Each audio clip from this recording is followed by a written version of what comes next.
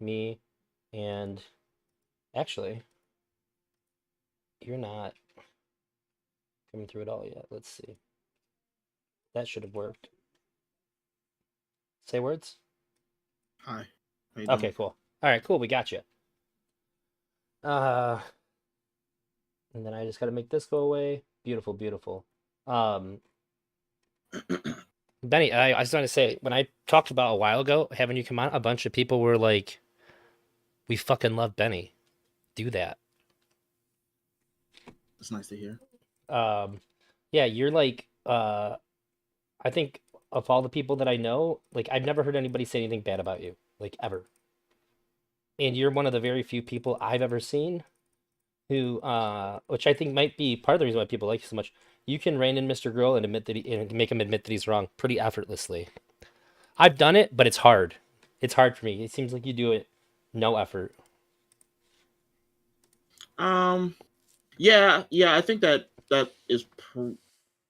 probably why some people like me. I mean, specifically maybe the people on Mr. Girl subreddit, but Well, I think that's why they like you as much as they do. Like I'll be frank.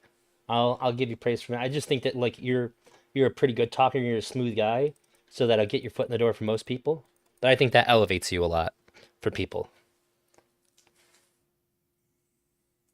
yeah, when I have a well, thank you first of all, but when I have a Welcome. conversation with Mr. Girl,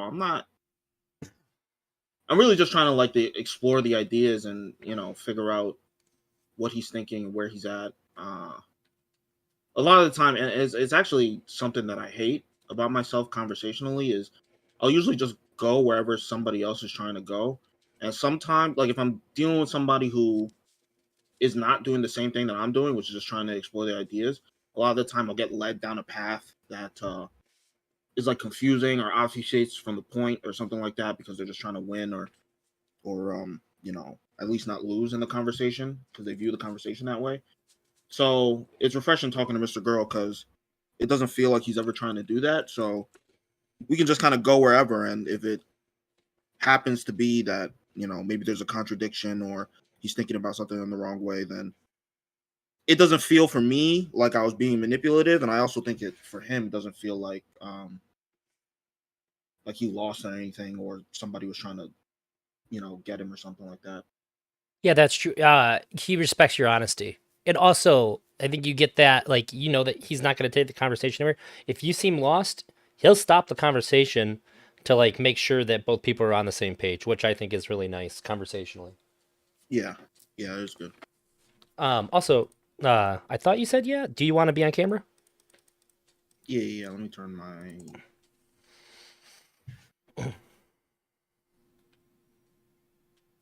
Oh, Oh, yeah, I'll have to open OBS to put you on there, but let's see. There you are. Beautiful. No, God damn it. There we go.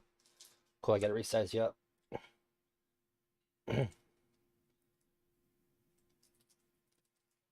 Uh, yeah, there we go. Cool. You know, with your room blurred out in the background, it makes it look like you're sitting in a Minecraft house. My wife and kid have been playing Minecraft a lot, and as soon as I saw it, I was like, "Holy shit!" They really do. I assume that's just that's like a kind of funny. regular. That's your actual room blurred out. Yeah. Yeah. Okay. I'm not sitting on Minecraft. You never know. People do goofy shit. Um. So the we can take the conversation wherever, but I do definitely want to talk to you about anime because first of all, I fucked up and assumed you were a Dragon Ball Z fan last night. Found out that you're not, and I found No. out there was way more. It was a little racist for me to assume. I copped to that immediately. But I'm gonna call that institutional racism and not like heavy, Personal? angry, bigoted racism. Yeah, like, oh, all these black guys like DBZ. Fuck. No, it's not like that. I like Yeah, I don't. DBZ. I don't even know. I mean, it's prejudice based on race, so I guess by that definition, it is racism. But it It's was the just kind kind I'm of not funny. likely to get too much shit for. Yeah, I guess Yeah, I always thought. I think you used to have a poster in your background, and I think that I always thought it was a DBZ poster, but I couldn't tell because it was blurred out, and like my brain auto completed it as one. No, I didn't have a poster. My sister actually got me a poster, an Attack on Titan poster. I just never put it up. Oh, I have two Attack on Titan posters. Do you see like Attack on Titan though? It's the best show of all time.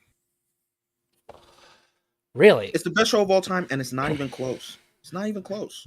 They, I think I was pretty uninvested by the end because for season two they lied to us about when it was coming out. They're like it's gonna come out in February. It was January. They're like, sorry, we meant April, and then it was March. They're like, we meant next year, and I was like, are you fucking serious? So I was like, all right. That made me mad, and then they just kept every single thing got delayed, and then the last part they chopped up into little pieces without telling us. Like I just kept getting there's like parts of my brain that just kept like hating them more and more for doing this to me.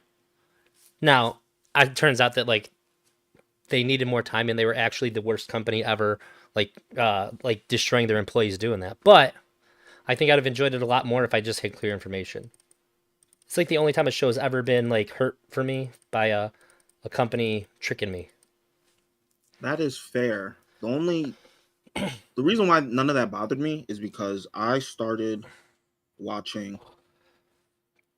The stars aligned for me to be such a big Attack on Titan fan. I started watching anime when I was like 8, like everybody did on Toonami.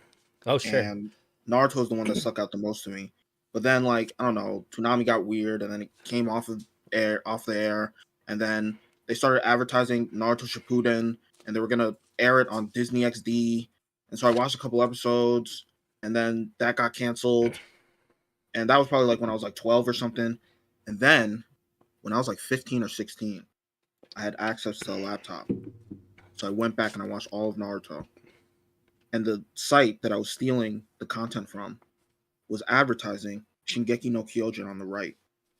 And like a year or two before that happened, my brother loves reading manga. He's been reading manga like his entire life. Sure. He sat me down one day and he said, "Hey, there's this new manga. You have to watch this." And at this point, I was not really into anime or manga at all. I just like playing video games. And he showed me some of what he was reading, and it just so happened to be Attack on Titan. And it just so happened to be the chapter when Eren like first transforms into a Titan, but like he's not aware of that fact, and he's just like going around killing Titans all over the place. And it just so happened to be that the day I saw Shingeki no Kyojin being advertised on the right, or on the website, it was the exact same episode where that happened. So Is I that the just like I was Japanese name just for Attack on Titan? yeah, it is. It is. Okay. I'm only saying that because I'm only saying the Japanese name because I had literally no idea what it was, but I was just looking at the picture. I read the description. I was like, let me give it a try. It was the second anime that I decided to give after Naruto, of course, that I decided to give it a try to. And it was the best thing that I ever watched. So when I had to wait 5 years and they kept on moving it back and they chopped the final season up into a bunch of different parts, it literally didn't matter to me. That's fair. I actually my buddy Nick kept being like, "Dude, you got to watch it. You got to watch this." And like my buddy Nick, him and I had mostly the same taste in anime. But I'm the kind of person that like I'll end up finding stuff like on my own. Like I'll always forget as soon as they leave that they told me to watch it. And I finally watched it, and when I got done watching it, that was it was like December, so the new season was coming out in February then, and I was like, this is perfect. I really love the first season. It's right around the corner. I nailed waiting to watch this. Nick guilt tripping me this whole time to watch it was erroneous because I picked the perfect time to watch it, and I actually got in a year early, so I was pretty salty. That Um, is tough. yeah, I felt like the last episode wasn't as hype as it should have been. I think if we got the last two all together, it would have been really hype. But like the very last slice they gave us, I felt like I should have been more hyped up for it. It made me think of Bleach. I always wanted to be more hyped for Bleach. I watched like half of the whole show, which is a lot, and I just stopped because I'm like, man, there's only been one moment in this whole show where I've been hyped up, and I feel like I should have been hyped for like way more of this. But for the most part, Attack on Titan was consistently very good. Mm, I kind of feel you with the hype, like when I watched the final episode, like I watched it at like 4 a.m. and I just kind of like, oh, it's out, okay, and I turned it on. But like, I'm assuming when you say hype, you mean like anticipation, not necessarily like I should have been the. like, oh shit. Oh, I should have been energized by it, you know? This is the ending of a anime that has helped basically pulled the weight of a lot of shit anime behind it and held up the industry for the last 5 years pretty well on its own. Like I think a lot of other anime kind of got a pass because of how good Attack on Titan was. And the last episode I feel like should have been I should have felt compelled to go talk about it online as soon as it was over with. And I didn't. I feel you. I feel you. I feel you. I mean, I did like go see what people had to say about it online, but yeah, I think my brother. I think he hasn't even watched it yet. I think my cousin hasn't even watched it yet too, and he doesn't. Like my brother read the manga, but my cousin doesn't. So yeah, I understand that. Like a lot of people felt like the hype kind of died down with the way that they released it, but That's part of the grudge too. I could have read the manga, but I was like, nah, I'm just gonna wait. I've been waiting this whole time, and they kept pushing it back. I'm like, you motherfuckers! I could have read the manga. If I would have known how I was gonna go, I would have read the manga at starting like season 2. is it manga or manga? I think it's manga, because I said manga for a long time, and all my weeb friends corrected me. So whether I'm right or wrong, I have to say manga now because I've been bullied into saying it. Let's see, But I I'm accept probably either. still gonna say manga. Data, data, you know. Yeah, So data. I accept that you don't like Dragon Ball Z, but why don't you like One Piece to the degree that you don't like One Piece? Because I think it's pretty solid. I even have like a Reddit rant tier fucking theory about One Piece. That like my one friend, it's his favorite show. I laid it on Mhm. him, and he liked it. So I just think that they've done a crazy amount of world building. That it was good. They did a lot of good story stuff. Um, the only thing I think I have an issue with is that it seems kind of naive that Luffy doesn't ever kill anybody. But other than that, I think it's pretty solid. I think he does. No, canonically, he's never killed anybody. What about Kaido? Kaido? No, he knocked him the fuck out. Like, Luffy's whole deal is like, I'll beat your ass so bad that, like, I know you can't come fuck with me again, because if you do, you know I'm gonna beat your ass again. Kaido's in lava. Canonically, like, as far as Oda's concerned, he'll just say, like, Kaido is fucked up, but he's okay. That's, like, always the case. Like, clear, like, there's things where, like, I'm like, well, clearly those people died, like, when they sink a Navy ship. I'm like, some of those people had to have died. It's like when Batman strings somebody up by their ankle super fast, like, that snaps their neck for sure. But canonically, he didn't kill them. I think it's like that. I think it's like that. Look, I feel like I disagree, but I'll accept what you're saying because it just makes it so I can slander One Piece more. The thing about Dragon Ball Z is there's no illusion going on, right? Everybody who likes Dragon Ball Z says I like it because I watched it when I was a kid. It introduced me to anime. It's the father of all shonen. I like fucking muscular guys with blonde hair punching each other. There's no delusion involved. So if somebody says Dragon Ball Z is my favorite anime, I disagree, but I don't have a problem because they know why they like it and I know why they like it. The problem with One Piece Mhm. is it's not actually a problem with One Piece fans, right? It's not a problem with One Piece, it's a problem with One Piece fans. Where they Oh. say it's a masterpiece. It's the greatest piece of fiction ever written. And it's like it's really mid. Like it's really like I read One Piece. I'm all caught up. Oh, But it's like a 6 out of 10. It's not like, and people make it seem like it's a 10 out of 10. That's the problem that I have with it. at its peak, I'd say it approaches like the 9 out of 10 at its peak, but it has way too much shit where there's nothing going on, where it's slow and boring. What's its peak? Like its peak, some of like the really big fights that Luffy's had have been like pretty hype. Like him going fourth gear for the first time, that was super hype. Like you didn't think the Don Flamenco fight was really hype? Okay. I thought it was I pretty thought it good. was okay. There was like I don't like everybody I was don't- dying, and Zoro chopped a castle in half. That was pretty cool. That was cool what Zoro did, but I don't like time-based fights. Like, oh, we got to do this in 10 minutes, otherwise I find that boring. And he does it all the time. He's even doing it right now in the manga currently. I'm not caught up. No spoilers. Okay. Thank Sorry. you. I seen him What's the finish last off thing that you Kaido. saw? I saw him beat Kaido, and I was like, all right, it's time to take a break. With One Piece, I wait like a year and a half, and then I read it because I don't want to go week to week. That's mind numbing. Hmm. Like I put Okay. My Hero down for like a year and a half too because I got sick and tired of seeing one little clip of a fight happening and then having to wait a week or sometimes 3 weeks because I want to take a break. That's fair. That's It's fair. it's too it's too like I'll do it for a couple weeks, then I'm just like I hate this. I hate this so fucking much that I'm not gonna read this for a year, just so I have something to sit down and read. I understand you, but I don't relate to you. Usually if I drop something, it's over. Like that's what happened to me with Bleach. Like I hit like a filler arc, and that was it. And that was like I skip the filler arcs.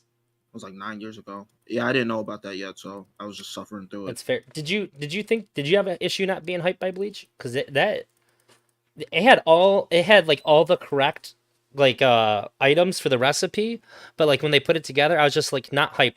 Him fighting Kenny was the only thing that hyped me up for that whole series. Didn't that happen like in the first like 50 episodes? Yeah,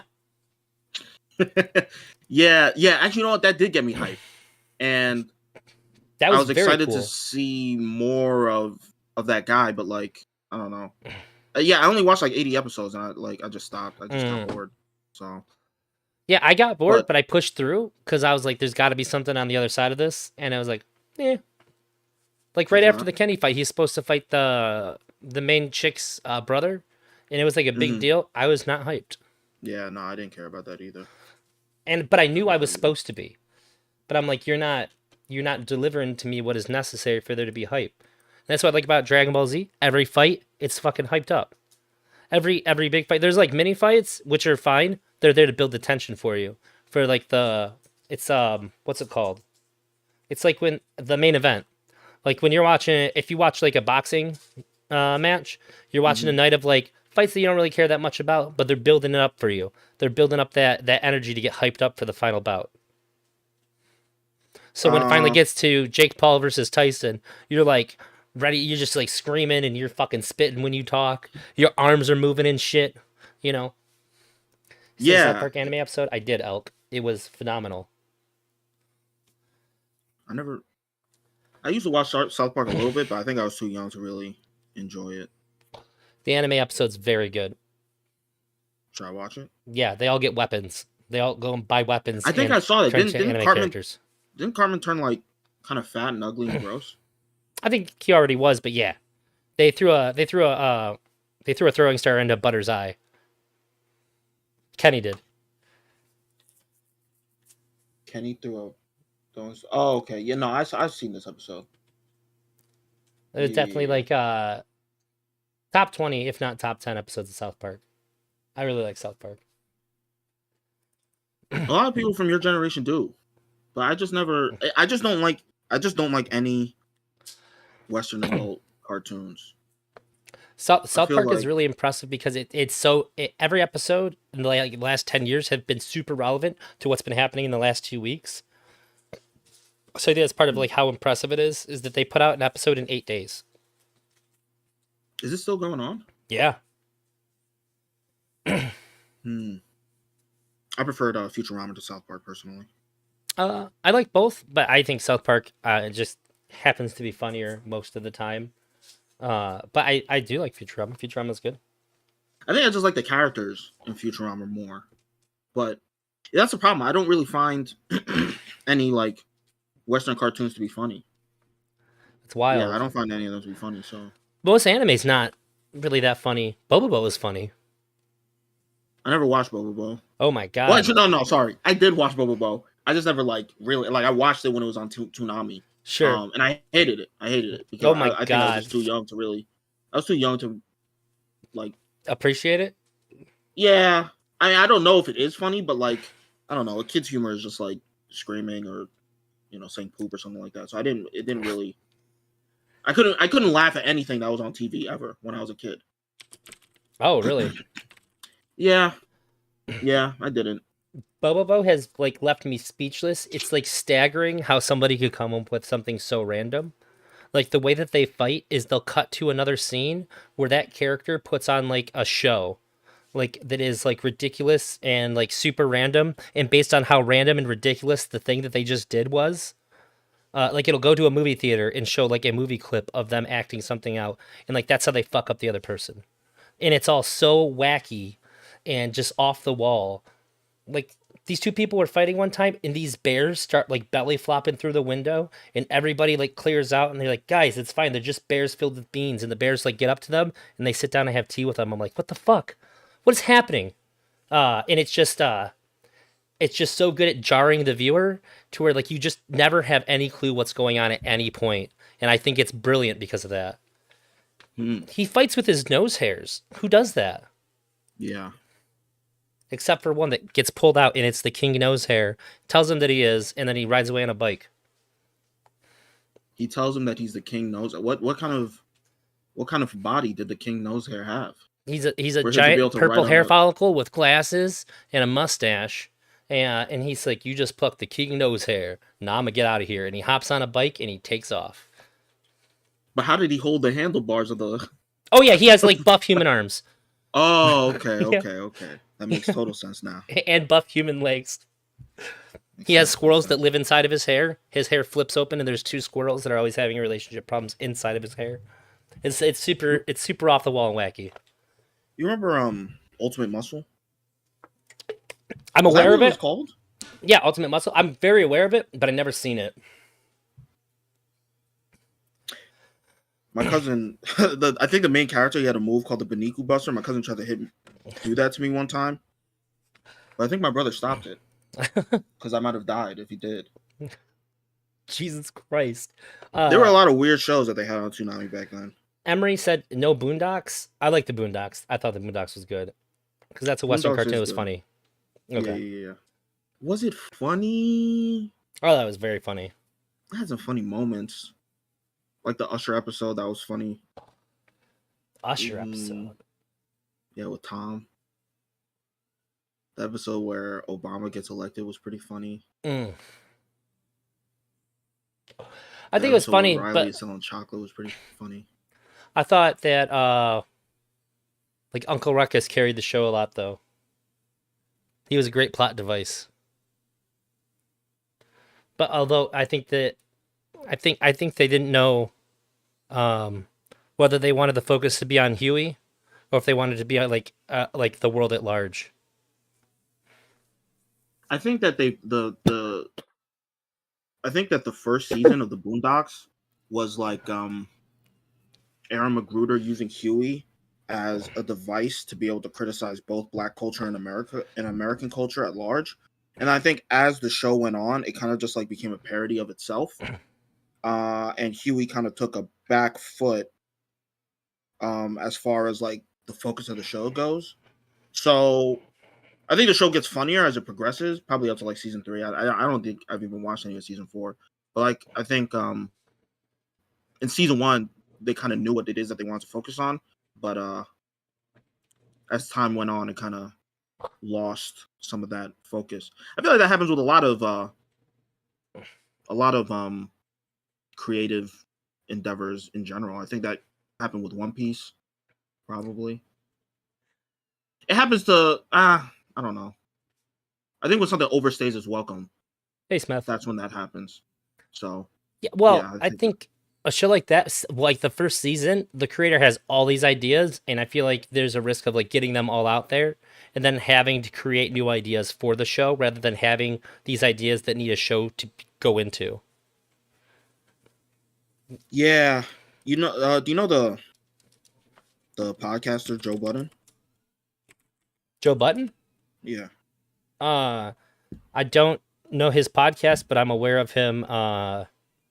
Like getting shit on in the rap community a lot. yeah, that does happen. But he he was talking one time about how like a lot of artists will put out their first album and everybody will love it, and then they'll either put out a second album that's not as good, or they'll take a really long time to make the second album. Mhm. And he explained it as like when you make your first album, it took your entire life to make it, Yes. and then they tell you like 1 or 2 years later you have to make another one just as good. So I agree with the Boondocks thing. It's like he had all these ideas. And I think there was even a comic before the show came out, Yeah, there still and then is.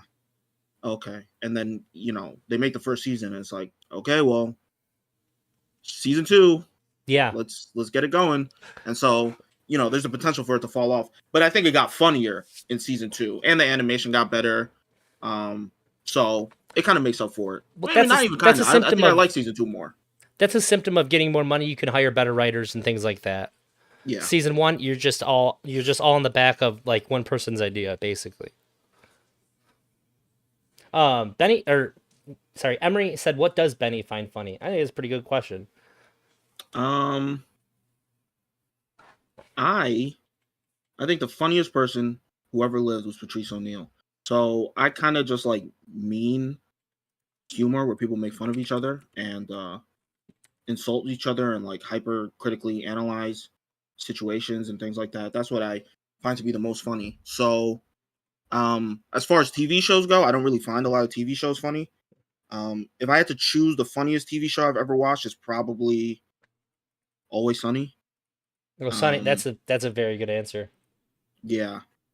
The funniest anime I ever watched is probably Konosuba, but I don't really find most things funny. Like, yeah, I don't really find most things funny. Oh, I've never seen Konosuba. Like I thought like I know I've seen at least one or two Patrice O'Neill specials. I don't know if he stood out that much to me. Well, I wasn't like a really big fan of his specials. I liked watching he used to go on Opie and Anthony all the time, so I would listen to that. I spent a long time listening to like every Opie and Anthony appearance that he ever had. And I thought just like the casual conversations that they would have and the jokes they would make and the way that they would talk about topics, I just found that to be funny. Okay, that Uh makes sense. yeah, his stand-up specials are pretty good, but like stand-up isn't even really a very good medium for entertainment for me personally. Oh, okay, fair enough. So to say, I'm a big stand-up guy. Very strong opinions about stand-up comedy.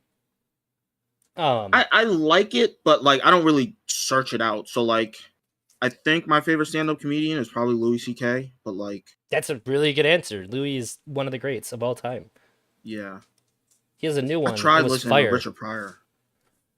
I listened to the one that he put out or watched it like 2 years ago, but I think he put out like two more after that, and I didn't keep up with it. I might watch it I just watched one with my someday. wife like in the last year because they did a Comedy Central did a tier list of the best stand-up comedians of all time, and he got number one. He beat George Carlin for number one, and I was Mm. like, I don't know about that. And so I was like, I'm gonna sit down and watch one of his specials. And like, it was good. I laughed, but like the first pass through on most George Carlin specials had me in tears. So I was like, I don't know about this. So I do. It is I have made it a point to like watch his full body of work because I feel like either there's like mass hysteria going on here or they're just wrong. Like, cause he's good. Don't get me wrong, but I would say from what I've seen, potential top 10, but like number one seems to be stretching it. Working Bob asked, well, he asked if anybody is, but I think it's more targeted towards us here. Do you like Yu Yu Hakusho? Hunter x Hunter. Hunter x Hunter is good. Wait, have you seen Yu Yu Hakusho? I probably saw a couple of episodes when I was younger, and then I tried watching it when I was older because my friend he swore by it. He's like, It's "You really have good. shows." I watched like 5 episodes, and I got bored. But I think that Yu Yu Hakusho kind of, I think to a lesser degree, did what Katekyo Hitman Reborn did, where like it just started too slow. I think that was my problem. It just started too slow. It does start So slow. it like, and then it like the music wasn't good enough. The animation didn't look good enough. The art style didn't look good enough for it to really keep me going to wait to get to the good parts. So I got bored and I stopped watching it. That's fair. That to me just sounds like you're having like new anime standards, Yeah, and it's an I have older very anime. heavy new anime standards. That's fair. I think that the thing that I think it does so good and why people love it so much is that it does the thing that I like the most is that Yu Yu Hakusho when it has its hype moments, it's like exceptionally hyped up. Like you're like yelling at the TV and shit. It's that level of good when it's when it wants you to be excited and animated about what it's got going on, you will be. Mhm. For me, that's a big part of like what I really like about anime. I just wrote a really long thing about Dragon Ball Z, and that for me is probably why it's so good. Is that when I if I watch like especially like when Super was coming out, that's the shit that makes me feel like a kid again. When I can get that excited and that hyped up, um, like being an adult, there's nothing in life that really gets you like excited about like when you're a kid and you got a new video game that you wanted. That shit's like you can run around your house and scream holding the game. You know that Mhm. shit dies when you're an adult. Like cool, I got a new Yeah, game. I it guess I'll does. play it. It But does. like but like Dragon Ball Z when Goku went Ultra Instinct, my god, dude.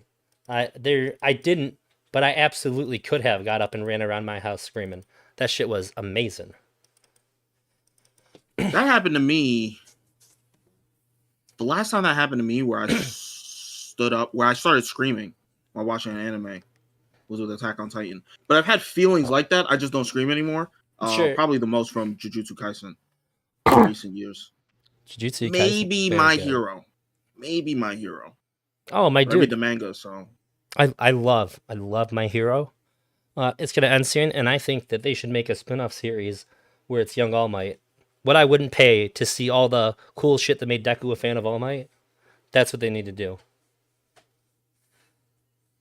Wouldn't you want to see that? Like All Might in his prime?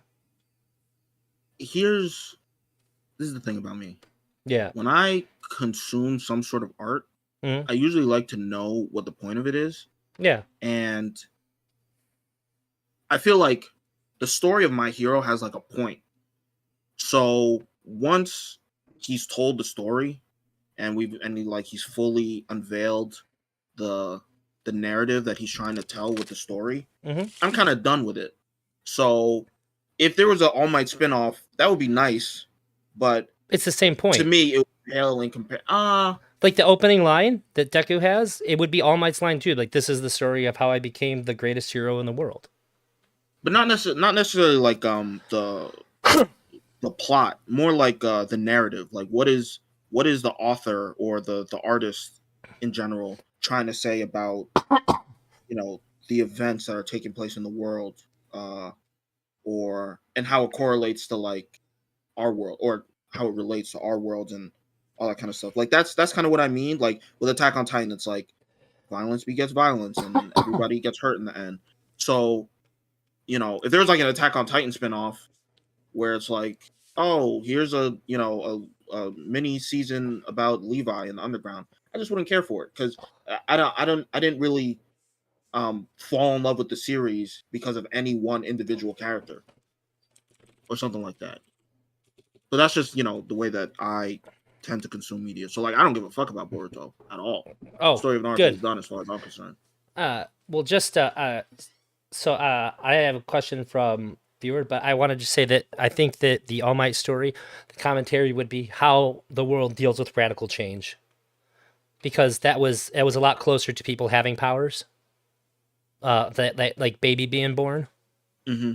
and then the world started getting superpowers. So you have like a big divide between people who didn't have any at all, and then the people who started developing them, and how Hmm. that like impacted the world and how they dealt with that social change, and how you basically have two different separate classes of citizens trying to exist in the same world together. I think that would be a pretty interesting like overall commentary that's dealt with through the as like the subtext, while you have All Might just like unbelievably unreal beaten ass. uh I can see that. I can see that. and I think there would be like a lot of things where like the big bads would be like normal people trying to stop people with powers, like trying to like genocide them and stuff, because like really like what could you do? Like if you're just some regular dude in like 30% of the population, it's just like they could just take you out at any moment, and there's really nothing you could do. Like you probably try to not take them out, right? Mm, There'd at least be like a group of people who are like, no dude, if we don't stop these people, like we're done. Like this sounds what very kind of future are my normie kids gonna have when every other kid can just like set them on fire or electrocute them just because they feel like it? Like bullying is gonna be taken to a whole nother level. We gotta stop this right now. Yeah, I could see them going with that, but the only problem is it sounds very Legend of Korra season 1-ish, and Horikoshi already gets accusations of stealing from Avatar, so I don't know if they could really go that route. Oh, it makes me think of X-Men 3, where the government's trying to shut down mutants. My mom loved the X-Men movies. She always take me to go watch them, but again, when I was a kid, I didn't understand anything that I was watching. So That's fair. I didn't really. Was that the one with the Phoenix? No, X-Men 3 was the one with the little boy who could like stop people's powers. So they developed a serum from him Oh. that would get rid of people's power. Very My Hero. What was the one with Phoenix? Dark Phoenix. That's what it was. No, not the one with Sansa. Like it was like back in the day. Like Phoenix was there, and to like the climax of the movie was like Wolverine. Like she was like eviscerating everybody, like turning them into particles. But Wolverine was just like walking through it because Was it First his Class? healing factors. No. It was a long time ago. It was like when I was young. I'm not sure then. I missed some of them. I I think think 3. Angel was there, and he got his wings ripped off. Oh, that might have been 3 because I say 3 is the last one I seen in theaters, but that was a long, long time ago. Damn, I'm old, dude. Working Bob asked if when you started reading manga, did you stop watching anime as much? Because that happens to him. I stopped watching My Hero because I read it. I'm gonna go back and watch it when it's done. I still watch My Hero, and it's sad. It's sad sometimes. But They fucked it compared to the manga. Bad. yeah, it was bad. It's bad. Cause like I really read My Hero and I go, other than One Punch Man, I don't think that I've ever seen any better art in my entire life. Maybe Berserk, which I don't read, but I've seen some stuff. And then you watch the anime and it's like, this is garbage. This is trash. In comparison to how good his art is. Well, not just I just assume because the reasons they changed the art that they're gonna change the story a bit too, because I've never seen anything that's been so positive.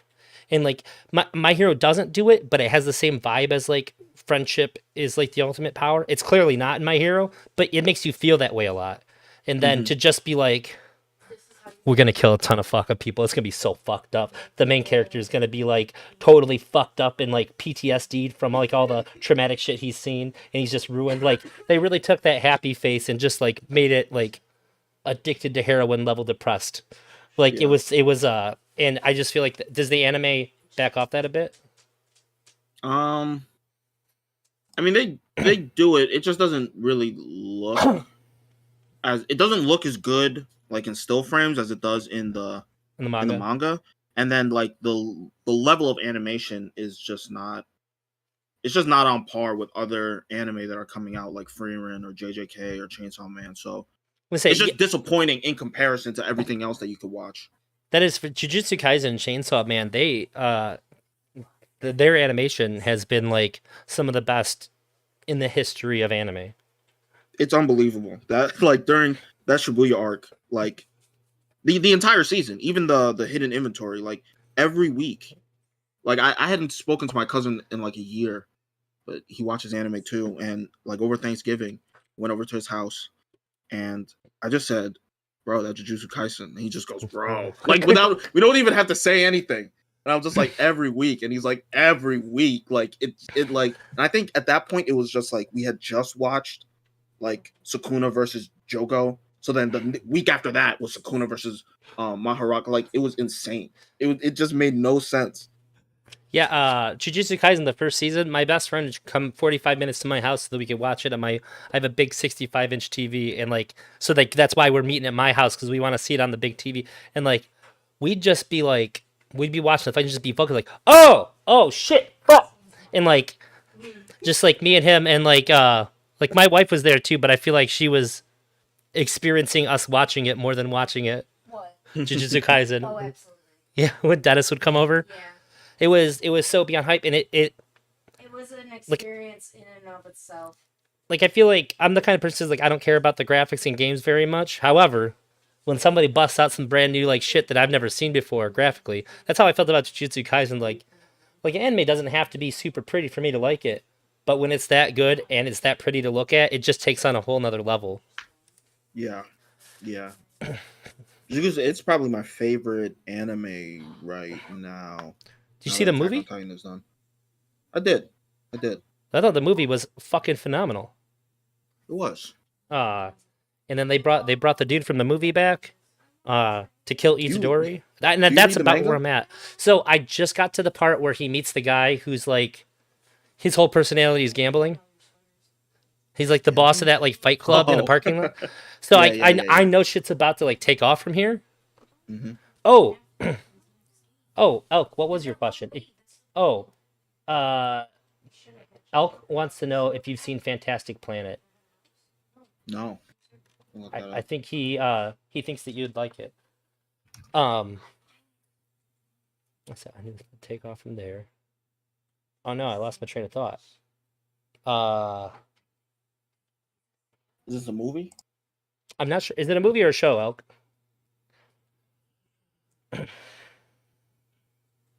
Oh, so I've only talked to like two people about this because I don't talk to a lot of people about anime. I had a theory about Jujutsu Kaisen. I think that Itadori's grandpa died cursed him. I think that when he's like back against the wall and he's like totally outpowered, the curse triggers and it does that like you know how Togo thought like had all those memories inserted? Hmm. And then that guy who's like I guess technically is his brother has all those memories inserted. Hmm. It doesn't matter that they're actually related or not. Those are still fake memories. His grandpa died and said, "I just want you to make friends." So when when his back's against the wall and he's about to get fucked up, that curse makes him make friends. It makes people love him like they're his brother. That's what I think is happening there. My I'm one not gonna friend, confirm or deny your theory because I read the manga. But I'm sure. just thinking about everything that I've seen. My one friend was like, "No, that's stupid. That can't possibly be." My other friend was like, "That's genius." And then for my hero, I think that All for One is Deku's dad. Yeah, a lot of people think that. There's a frame in the manga where what's the dude's name? What's the new All for One's name? Shigaraki. He sees All for One, but his memory's like fucked up. He can't see his face when he's reliving the memory of how like he discovered like right after he discovered his powers. So I Hmm. think that he can just change people's memories. And we never seen Deku's dad. All for One's name is like a Star Wars reference in Japanese, and the creator has a big heart on for Star Wars. So I think that like our hero getting ready to fight the big bad, finding out that that's his dad is like a thing that's gonna happen. He also looks like Darth Vader.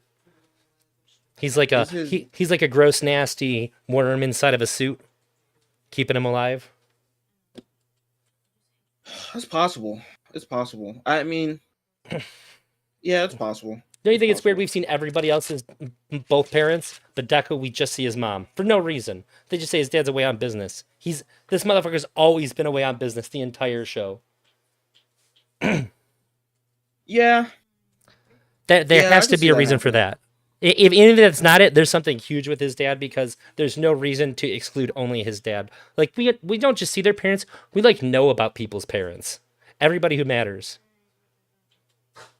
I think the problem is I don't really have faith in Horikoshi as a writer, so I could very easily see it just being like, oh yeah, I just never got around to doing anything with his dad.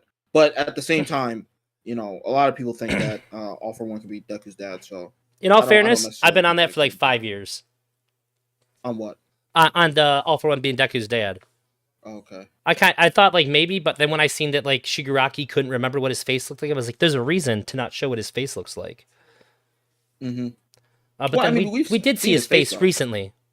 Just recently, we saw his face. Yeah, when he like became young for a minute. Yeah, yeah. But My I don't my know how real that is. my friend, one of my friends, he started watching Monster, or he finished it. I'm not sure, and he said it sucked. Oh, did So, you see that in chat? I was gonna bring that up next. hmm, hmm. I watched Monster like 30 episodes in or so, and I kept looking for something that the show was never gonna give me. I realized there's like literally zero supernatural element to it or whatever, and I kept wondering like what the thing is gonna be. So I stopped watching it so that way I can try to forget what I saw and I'll rewatch it with like a more open mind because it's super praised and I want to give it a fair shake. But I know like how far I gotten into it, waiting for like this like ominous something to happen, ruined my experience of it. So I don't know, Emery. I know you're in a camp with a lot of other people that super love it, and I do want to give it a fair shake. Working Bob says subbed versus dubbed. It just depends. Like Dragon Ball Z, the dubbed is way better than subbed. It's like not even debatable. They knocked it out of the park. They have some of the best voice actors of all time doing people's voices. I can get used to the subbed when I watch Super, but it's not the same. Goku should have a badass deep voice and not fucking super high pitched woman's voice. It just fits all the scenes way better. Like My Hero, dubbed, it's phenomenal. Like when All Might fought All for One, and he switched arms, and he has Vegeta's voice. Mhm. It's fucking phenomenal. It just doesn't hit the same subbed. But a lot of shows subbed is a lot better. No. Look, this is what I'll say about My Hero. My Hero's dub is very good. I think it's among the And best. It is 100%. Like, I think only Dragon Ball Z and Death Note might be better. Well, But Death Note's is very good. the sub I think is overall better because like All Might's really good. I think Bakugo's really good, but then everybody else in the sub I feel like is better than the dub. Like Eren Yeager is Todoroki, so that's always going to be better because Eren Yeager's voice actor is the best voice actor of all time as far as I'm concerned in sub. The voice actor for Endeavor, when he fought the Nomu, chills when I watch it in sub. Dubbed, not as much personally. But yeah, I mean, other than Dragon Ball Z, Death Note, and Sasuke in Naruto, I think sub is almost always better than dub. To be fair, now we can get to the real point of contention here. I hate Sasuke. I hate Sakura, and I hate Naruto so much. They're some of my least favorite anime characters. Naruto takes the cake, though. He's my least favorite anime character of all time. He is the most annoying motherfucker I've ever seen in my life. The Believe It, for like the first like 200 episodes, I wanted to blow my fucking brains out in a video game. And then this cocky little asshole switches from Believe It to that's my ninja way. Nindo means ninja way. He's condescending the most basic vocabulary to other ninjas. And like, why does everybody hate me because I'm an orphan? No, they hate you because you're a condescending little prick, all right? You walking up to other ninjas and explaining to them what their like most sacred belief is, okay? Like that's why they're mad at you. You're a little fuck. This is the first thing I have to ask is when you say that Naruto is your least favorite anime character of all time, Yeah. you have to be saying that you don't actually mean he's the worst. You have the worst experience watching him. You mean that he's not as good as everybody says he is because No, I'm saying he's like nails on a chalkboard. Who Usopp is, but you know who Usopp is. Usopp's an endearing character. I don't find anything endearing about hearing Believe It over and over again. Usopp is an endearing character. Yeah, also, all his lies that are annoying, they end up coming true. He's not going to become a great warrior of the sea. He may very well. All the lies that he told What's-Her-Face, they end up coming true. I didn't know this for a long time. Other than Danzo, Usopp might be the worst thing that I've ever had the displeasure. In fact, the only character that might be worse than Usopp is Sanji. But the only reason why he's not is because at least he has good fights. If it weren't for that, Sanji would be the worst. I always liked Sanji because he was so freaked out by all the drag queens that he learned how to fly to get away from them. I thought that was one of the funniest things I've ever seen in anime. They're all coming up to smooch him, and he was like, I don't like this. And in that moment where he had the back against the wall, he had a big hairy drag queen running right at him. He learned how to fly to escape that. I thought that was like exceptionally funny. Thing I really enjoyed about Naruto is all the nine-tailed fox, like the demon within kind of thing. He as a character was not great in my opinion. Now, I want to say, I did shit on those characters. Kakashi's a great character.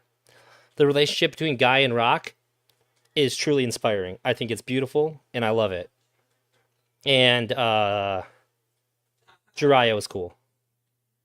What's your problem with Sasuke? Sasuke? He's a whiny little bitch, dude.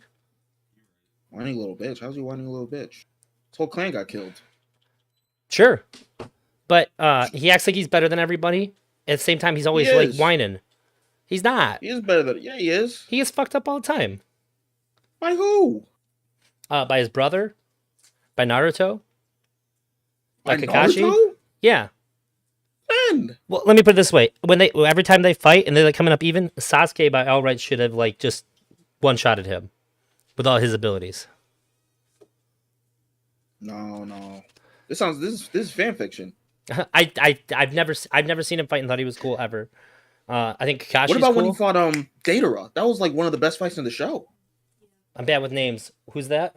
The clay guy with the mouths in his hands. The horny mouths. Let me see. Deidara. Datara.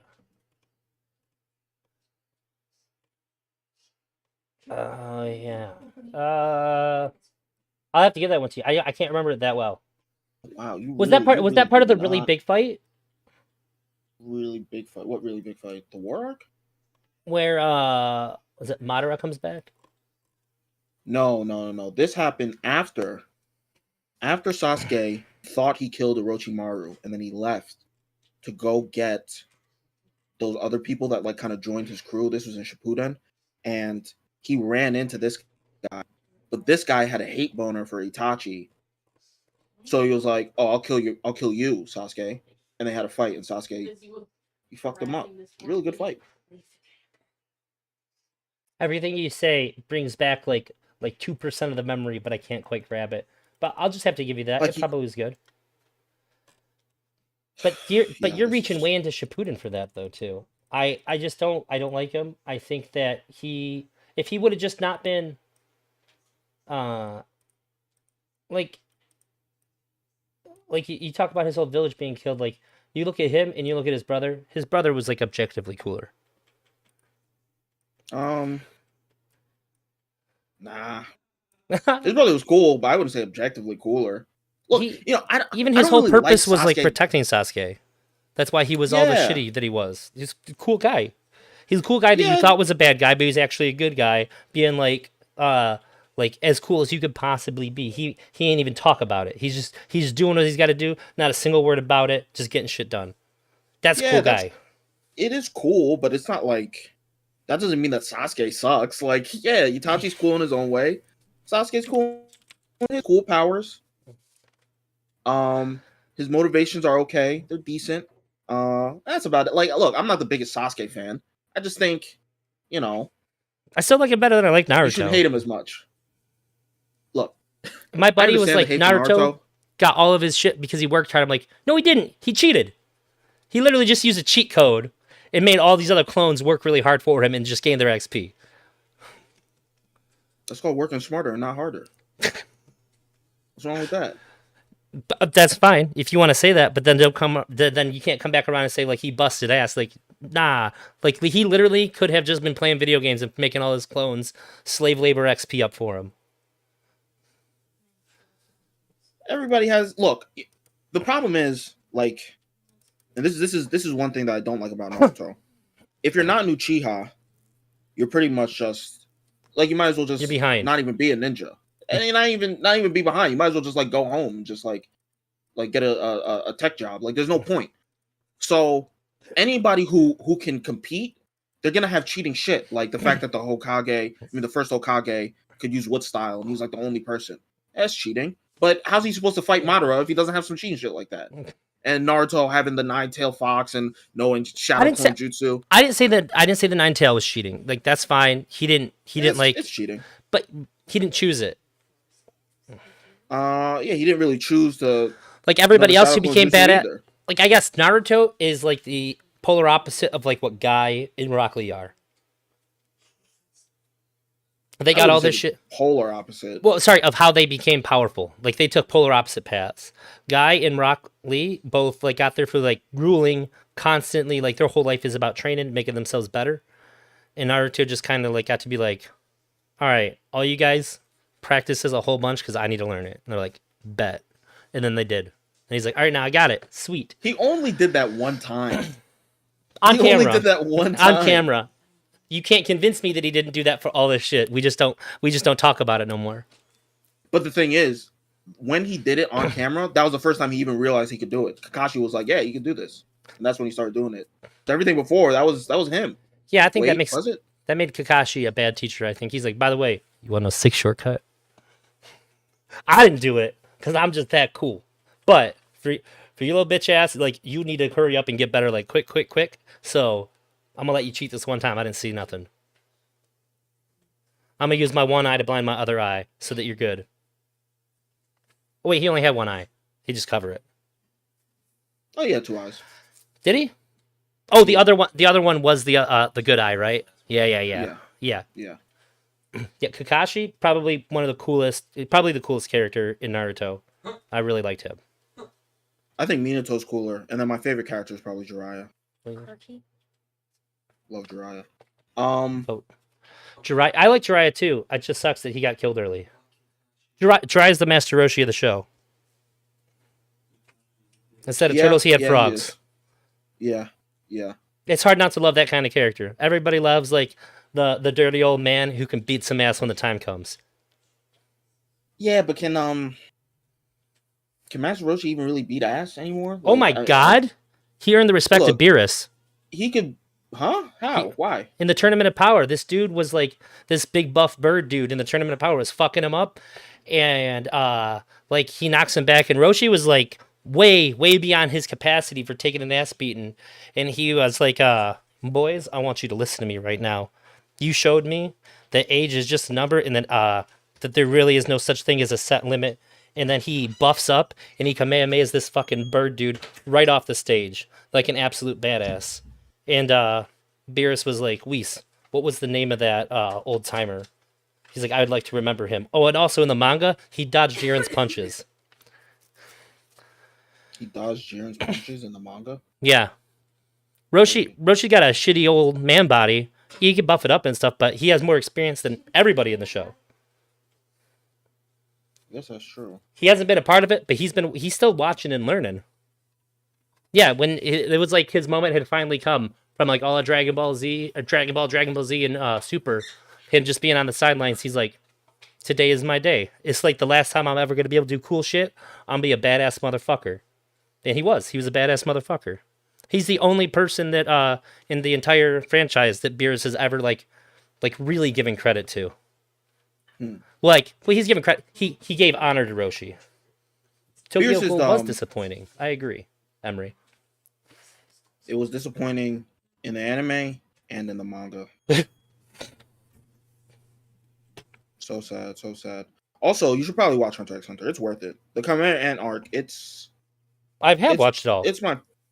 No, I'm talking Emery. Oh. It's my favorite arc of any anime ever, I think. It's very good. I hate how it ends. I hate that like he just died because he got poisoned by the bomb. He's one of the best villains in anime. Yeah. But I feel like the poisoning was like symbolic of like mankind, nature. Yeah. It's just a bummer when he's that perfect. And they intended to kill him with the bomb, but like he just got sick. Like, well, he would have died from the bomb if they I don't think that they knew that his royal guards could just like feed him life energy to bring him back. I thought I think I would have just rather see him lose in a fight. It would have been a lot more satisfying. But I didn't really think about the commentary that you mentioned until you said that. Then it sort of clicked. But maybe part of me is just sad that it ended because I really liked. It was really cool to see him exploring like his human aspect by playing Gungi. Yeah. That was really, really good storytelling. Oh shit! I'm sorry, Emery. He's halfway through it. Yeah. We're over here spoiling. Yeah. Kind of fucked it, but it's okay. Yeah. I need to ask you, because this is what I ask every One Piece fan. Okay. What is so good? And I'm gonna give you pushback. Okay. What is so good about One Piece? What is so good about it? I think I'm not the biggest One Piece fan, but I feel like when I say that, it's almost like you have to be a huge One Piece fan if you've stayed current at any point past 500. Just because the amount of time you have to invest in it, but like it's just good. It's just like normal levels of good, and it stays good. My biggest issue with it is it gets really boring. Through like the arcs get so long, and there's too many side stories. But I just think that when it's at its peak, I think like peak One Piece is like Zoro fighting, Sanji fighting. They're both really, really good. And it has enough characters to where it has a cast of characters to where I feel like there's always something for everybody in it. which almost feels like a little bit like cheating to bring people in. But Chopper's cute. Zoro is just like cool as fuck. Like he's probably up there in like top 10 coolest anime characters. So he doesn't He's my give a number fuck. one. He doesn't talk. He don't talk. He don't fuck around with nothing. He's just always to it. Like if you want to run your mouth, that's fine. I'll just stay here and be quiet. And as soon as you step on my foot, though, you're done. And he'll kill people too. He doesn't care. Like you're just dead. I don't give a shit. So yeah, there's just some of the characters in One Piece are just like phenomenal characters. I think that's what it really comes down to. And then for me, I really like a show that lets me theory craft, and I have some pretty good. Oh yeah, you've seen it. Right? Like you're caught up. Mm-hmm. I think that Blackbeard isn't just like an emperor. I think that the world government orchestrated all of his shit for him. I think they let him break into the prison and get in and out. Luffy took 700 hours of watch time to get through the Impel Down. Blackbeard walked in, got the dude he wanted, got out. Blackbeard was able to steal Whitebeard's Devil Fruit power, no problem. He was the one who helped him get Ace, no problem.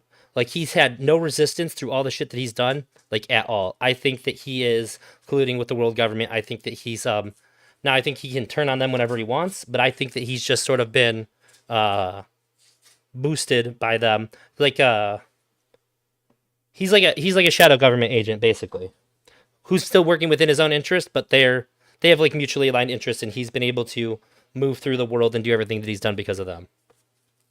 Through this like agreement that they have behind the scenes, because nothing else really makes sense with him at all. Have you finished Wano?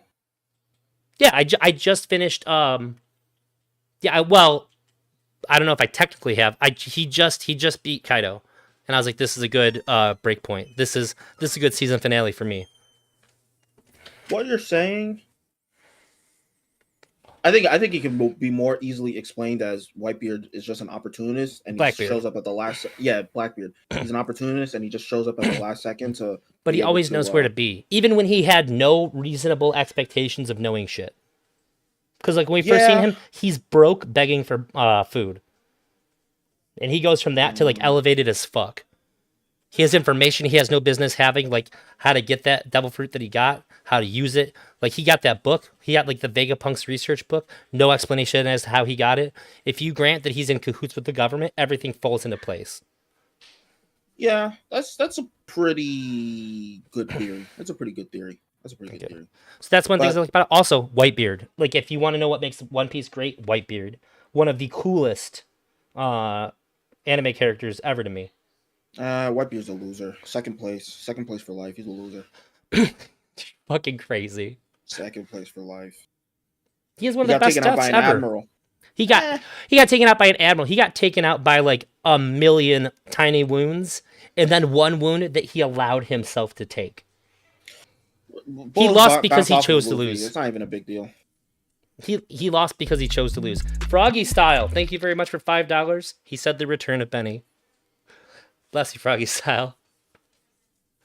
France tradition for comics and animation is being for adults like Japan does. And recently this is the case in the States or the UK. Yeah, it's weird that we waited this long to adopt a medium. Oh! So, in regards to everything that you said about One Piece, yeah, I think that there is a lot of room for theory crafting. I just don't care. I think there's like 4 good characters in the show. There's Zoro, there's Trafalgar Law, and that's mostly because of his character design. There's Doflamingo and Doflamingo's brother. Everybody else is mid to trash, and I think the world building is mid, and I don't think it takes 25 years to tell a story. And I don't think it takes 25 years to tell a story and only be like 70% done with it. But moving off of that, did you watch the Avatar live action Avatar? We're going through it right now. It's not as bad as I thought it was going to be. It's okay. Everybody said it was really bad. I don't know why. The worst aspect of it is shit. Katara's actress is dog shit. She's such a bad actress. I think that Aang's actor is the worst out of all of them, but Katara's actress is also not very good. Aang has his moments where I'm like, wow, he did that really good.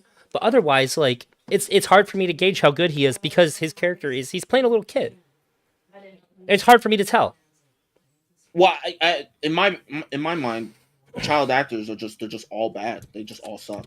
So that's the That way that I see. Kids in And Stranger Things were good. They were really Will was yes, really really good, and everybody I else was like recently pretty good. I recently watched Stranger Things because my sister was around, and we usually always like to me, my brother, and my sister. We like to watch shows together, Mhm. and she was only around for like a week. So my brother was like, "We gotta watch Stranger Things," because he was like, "It's my turn to choose the show." I was like, "Bro, it's 4 seasons. We haven't watched any of it." Like, no. We had to watch like 5 episodes every day. It was insane. But and it was dog shit for the first 2 seasons. It was horrible.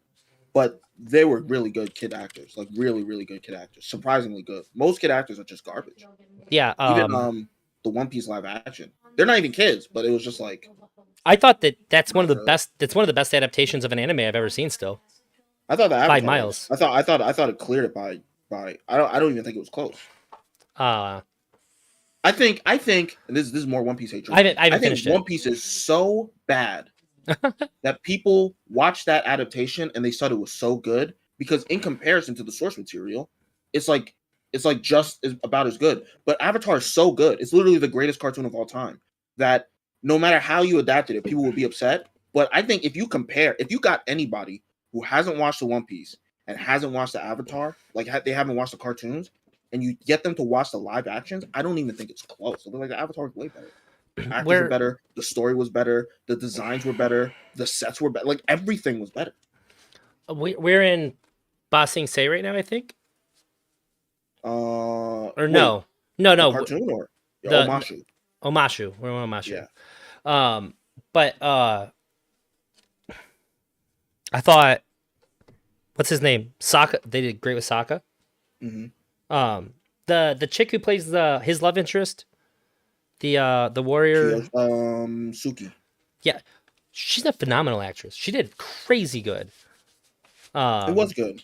And also props to whoever did the hair and makeup for her tribe. On point as fuck. I totally blown away. They made me believe it outright. And Uncle Iroh, perfect casting. Yeah, he's great. That was the one thing I thought to myself, like, if they fuck up Uncle Iroh, the show's bust. He's too important. Yeah, there was a scene with Iroh and Zuko. I'm not going to spoil it because it's original to the live action. That Hmm. almost made me tear up. Like it was like one of the things I like about the live action so much is that they like know the story, so they're picking and choosing what points to focus on, as opposed to the cartoon, which was like doing a whole bunch of stuff and then eventually focus on certain things. Like they know, not only do they know the story of the Last Airbender, they know the story of the comics and Korra. So there are things that are coming up that don't get introduced until later on. Sometimes even in the comics, sometimes in Korra, that kind of sets the stage and allows them to be able to build on top of it later. So, But it like makes more one thing sense if that, they're introduced sooner. yeah, one thing that you could obviously it's a part of the show, but didn't get shown as much. Kind of like with Sasuke and Naruto, where Sasuke and Naruto are like, we're like brothers, we're the best friends in the world, and you're like, when did that happen? Like this relationship between Iroh and Zuko, you can understand it intuitively because obviously they've been traveling together for 3 years, and Uncle Iroh's a good dude and all that kind of stuff. But like they actually show scenes of Iroh and Zuko prior to Yeah. Zuko being banished, and so it just makes it better. And one thing that I really thought was weird in Avatar, because I can't speak for everybody else, but I have a brother. Iroh and Ozai never spoke. Like they literally never interacted in the cartoon, and that doesn't happen, or at least the opposite is true in the live action. So yeah, I think that they did a lot of things really really good in the live action. Like I actually think that the live action is better than the first season of Avatar. In some aspects, the I think the biggest one up for that is Zuko feels wholly unrelatable in the cartoon. Like he seems like inhuman for the first Mm-hmm. like a lot of it. Like he just like the only reason you're acting this way is because you're written to this like you don't really make any sense at all. And he becomes Mm-hmm. humanized as the show moves on. Immediately when you see him in the live action, you understand why he feels the way that he feels. He's a very human relatable character. And that was Yeah, like they elevated his character by like multitudes in the live action. yeah. because And even his fight scenes, like in the live action, he had really good fight scenes, like really good.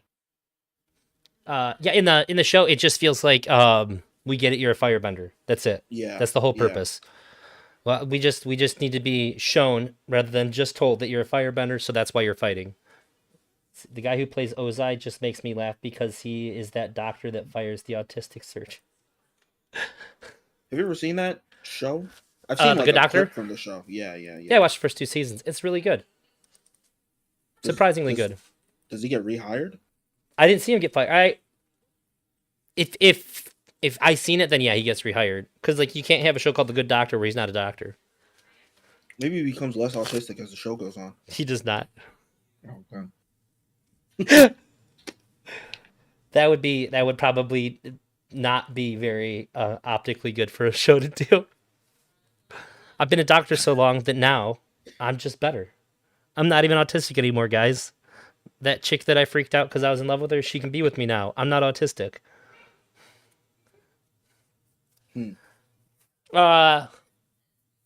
It seems weird that you're that mad about One Piece. Well, I'll give you this. One Piece fans are stupid.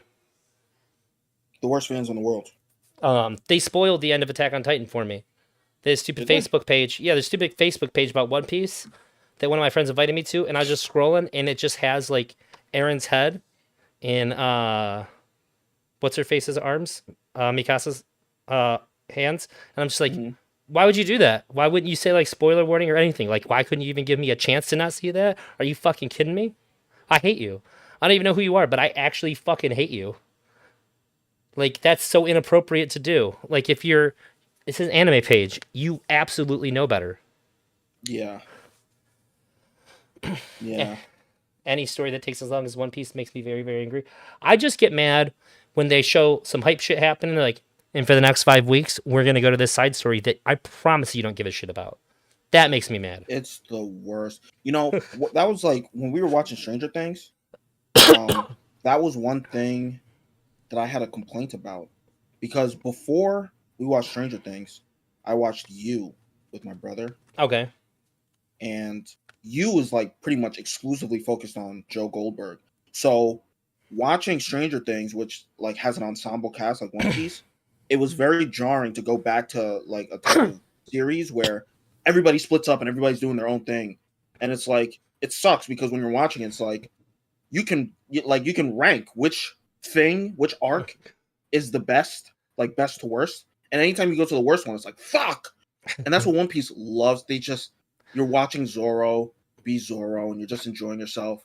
And then I have to look at Chopper's stupid face, fake doctor. I have to look at Usopp be a coward again. I have to watch Sanji get a nosebleed. I'm like, no, what happened to Zoro? Why? It's just so annoying. It's so annoying. So you read One Piece just for Zoro then, huh? No, I read it because I want to know what happens at the end of the story. I just feel like the fights are trash. It's not funny. Most of the characters suck. The character designs are bad. His art stinks. And he's not talking about anything. So it's just like, why am I reading this? Oh yeah, just to find out what the One Piece is. But then everybody else is like, it's the greatest Narutard. I'm like, what? How dare you?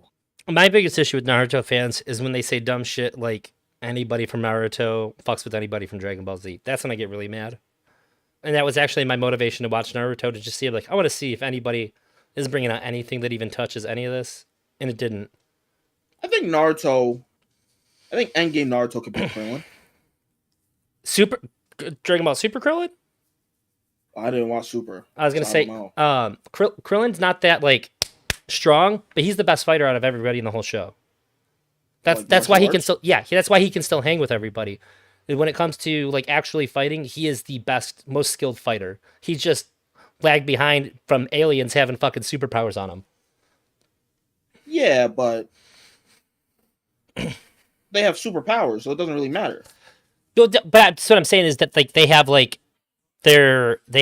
completely unfair like genetic advantages over him that let them like 50x their power over and over again. Krillin just doesn't have that. Yeah, but like Naruto, he can like he's like mountain buster level. Like I don't know if Krillin can do that. I think Krillin's Planet Buster by Super for sure. Planet Buster? Yeah, Vegeta in season 1 is Planet Buster. He opens up a little spaceship and finger blasts a planet into dust. Also, Okay. do you think that the what's Naruto's destructor disc called? Rasen Shuriken? Yeah, destructor disc taking that out, no problem. Yeah. But I'm talking about like Naruto, QB mode, like the final attack that him and Sasuke did to one another, like that might be able to he might be able to Krillin's if he not going to catches let himself Krillin get off hit by guard. it. Yeah, Krillin's not going to let himself get hit by that. Like Sasuke let himself get hit by that because he was like, "Look how big my fucking balls are, bitch! I'll run right into it." Like that was dumb. Yeah, that's true. And like there's other people in Dragon Ball Z, like they'll throw all their training aside and they'll just start like duking it out. Krillin ain't never doing that. He knows what he is. He knows he's 2'7". He ain't just gonna stand there and take punches in the face. He's a good fighter. In fact, Honestly, Krillin might be able to beat. No, he can't. He can't. beat who? He can't. Saitama. Oh no. So canonically, the author got asked about, or somebody asked the author how strong Saitama is. Full force, one of his fists punching at full force is equal to half of that of the Big Bang. So if he hits you with both of his fists, that's the Big Bang.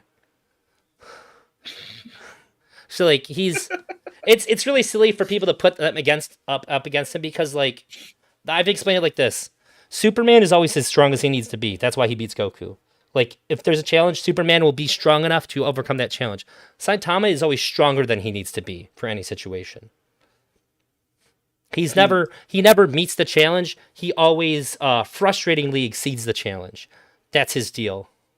So if you're an infinity power character, Saitama beats you because he's always infinity and then over whatever it had to be. That's why it's silly to talk about who beats Saitama because like he can't lose because he wants to be able to lose. He wants a challenge and he can't have one. Yeah, I guess so. Yeah, that's his curse. His curse is to win without really trying. That being said, season 3 looks so good. Did you see the trailer for it? The animation quality is fire as shit. I don't like watching trailers. Did you read? But I read One the Punch manga Man? too. Which one? I do. The manga, not the webcomic. The webcomic. Have you ever seen the webcomic? I've seen portions of it. Okay, so this is enough for me to make my point. So the author draws the webcomic, and he's such a dog shit artist. Like, not like saying like like you're saying like the art in One Piece is bad. We're not talking like that. We're saying like this is the kid who tries really hard in art class in 8th grade and gets made fun of. That's how bad he is. However, he has drawn my favorite manga panel of all time. I'll get it for you and I'll send it to you. It is unreal levels of good. I think I saw PSA Sitch talking about it. I think I commented it. Did you see that? Yeah. Isn't that good? I don't really remember it. I don't think I agreed with you. I just went to Twitter to find me saying that to Stitch because and when I read it too, it came at such a good time. Like the panel, like it's not like the art was good. Like it came at the right time. It hit so hard. It was just like, wow. How did you do this? You can't draw your own characters for shit. And then you broke this out. And like, even if you don't think it's the best, it is like tens of years of experience, higher level artistry than what this guy has ever produced otherwise. I think my favorite manga panel was this manga panel of Endeavor. What's the last thing that you remember from My Hero?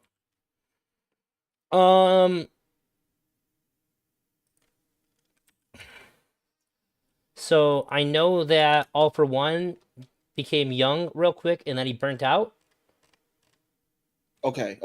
So this shouldn't be it. Yeah, no, this isn't a spoil. It was when Endeavor was fighting All for One, and he had just like lost. Spoiler alert! Endeavor had just like lost one of his arms, and then he focused up and he like started breathing fire out of his mouth, and then he like formed a giant fist of fire out of the missing arm socket. It was so cool. It just looks so. In fact, I think I have to find it and send it to you. All right, I'm gonna send it to you, and then I'm gonna pull it up on screen. This panel. I love it. Oh, hi Jenny. Thank you very much for resubscribing. I appreciate it. Also, Coop, I don't know if you're here on Twitch or YouTube. I see that you subscribed to me on Twitch. Thank you very much. I don't think I got to thank you when it happened. Jesus, Jenny, 14 months. You are my longest running subscriber, and I very much appreciate that. I'm gonna try to see if I can get you a special badge for that. I think they have a default one, but I should probably do something for that. Let's see. There's OBS. And oh wait, I copied it to clipboard. I have to save it. Cause it's I think about this frame all the time. Yeah, no, it's definitely cool. And it takes me way too long to find it every single time. Browse.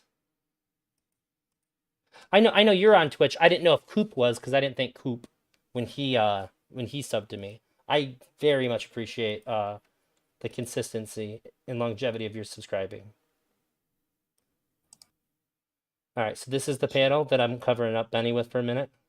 That's my favorite manga panel of all time. I just think it's so good.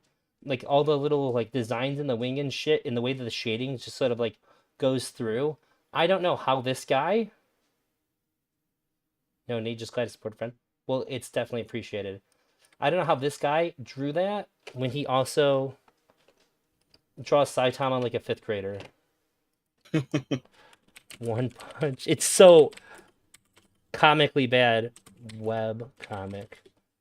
So like he does the web comics, and then the real artist comes through and redraws it all. Here we are. You guys so bad, dude. I'll put it on the screen. Window capture. Oh, wait, where'd it go? Yeah, that's not the right one. Wait, this is the right one. Where's it at? I'm desperately trying to find this.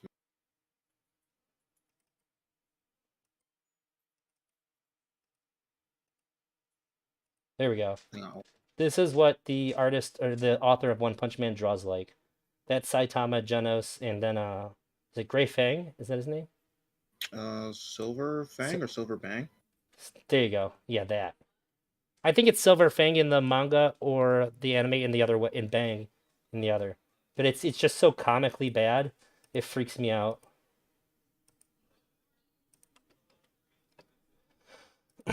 So for him to have drawn that panel that I really like is insane. I want to binge an anime I haven't started. Don't know what yet. It's purposeful style, isn't it? No. He just can't draw. Like he's just not good at drawing, except for that one frame. That's why he ended up hooking up with a company to redraw it all.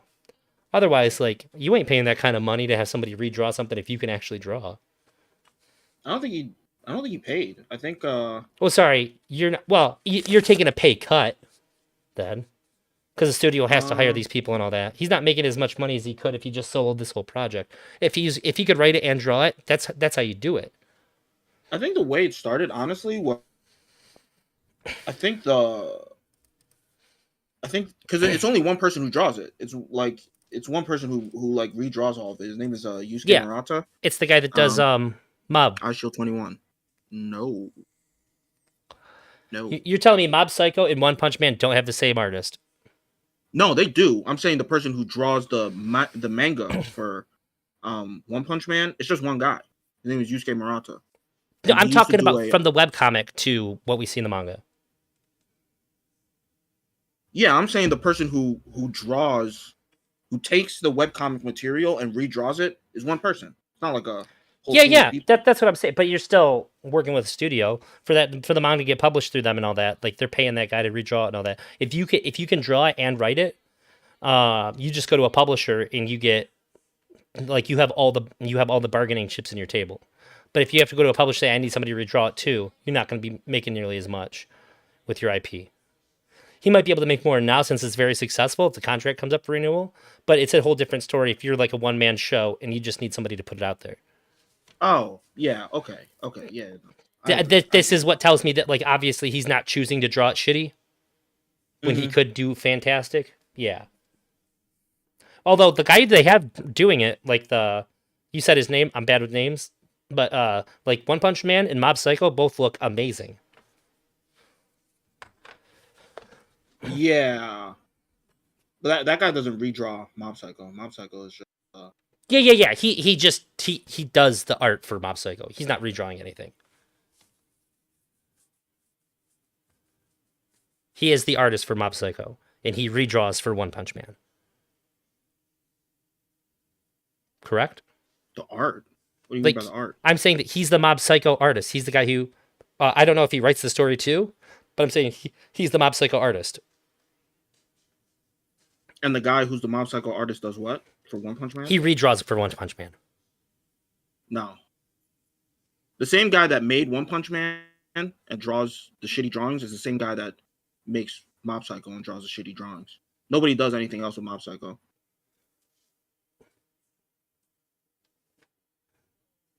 That's Wait. my favorite manga panel. Wait. I'm saying there's a guy who redraws for One Punch Man, okay? Mm-hmm. And that's the guy that makes Mob Psycho. No. No? The guy who does the shitty drawings for One Punch Man, his name is One. O-N-E. One does Mob Psycho and One Punch Man. Rata redraws One Punch Man, and that's it. Wait, he can draw that good for Mob Psycho, but can't draw it for One Punch Man? He doesn't draw good for Mob Psycho. Mob Psycho looks like trash too. No, Mob Psycho looks 20 times better than the webcomic. Is there a One Punch Man? There's a Mob Psycho manga? I know there's an anime. Well, yeah, the anime is handled by a whole studio, but they base the anime off of the shitty webcomic. Let me see. Yeah, there's Mob Psycho manga.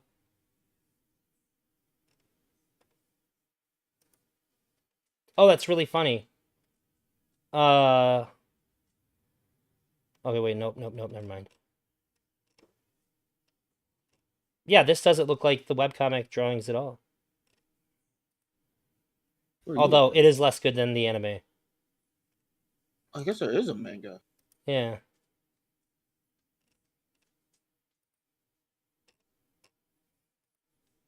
Wait, no.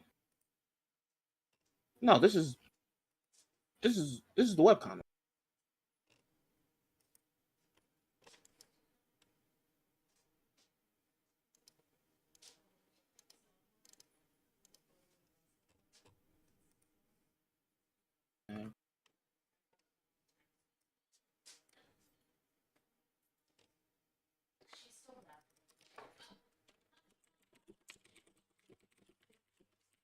I need to catch up on Solo Leveling.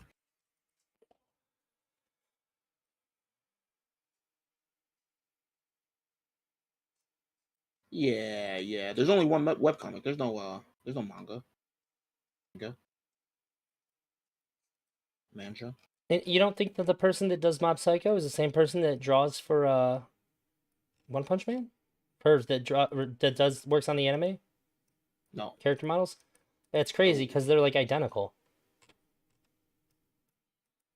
What are you looking at? Like There's Mob and absolutely Saitama? no way. You look at Mob and Saitama, like side by side, they're like identical, just one has hair. Yeah, one.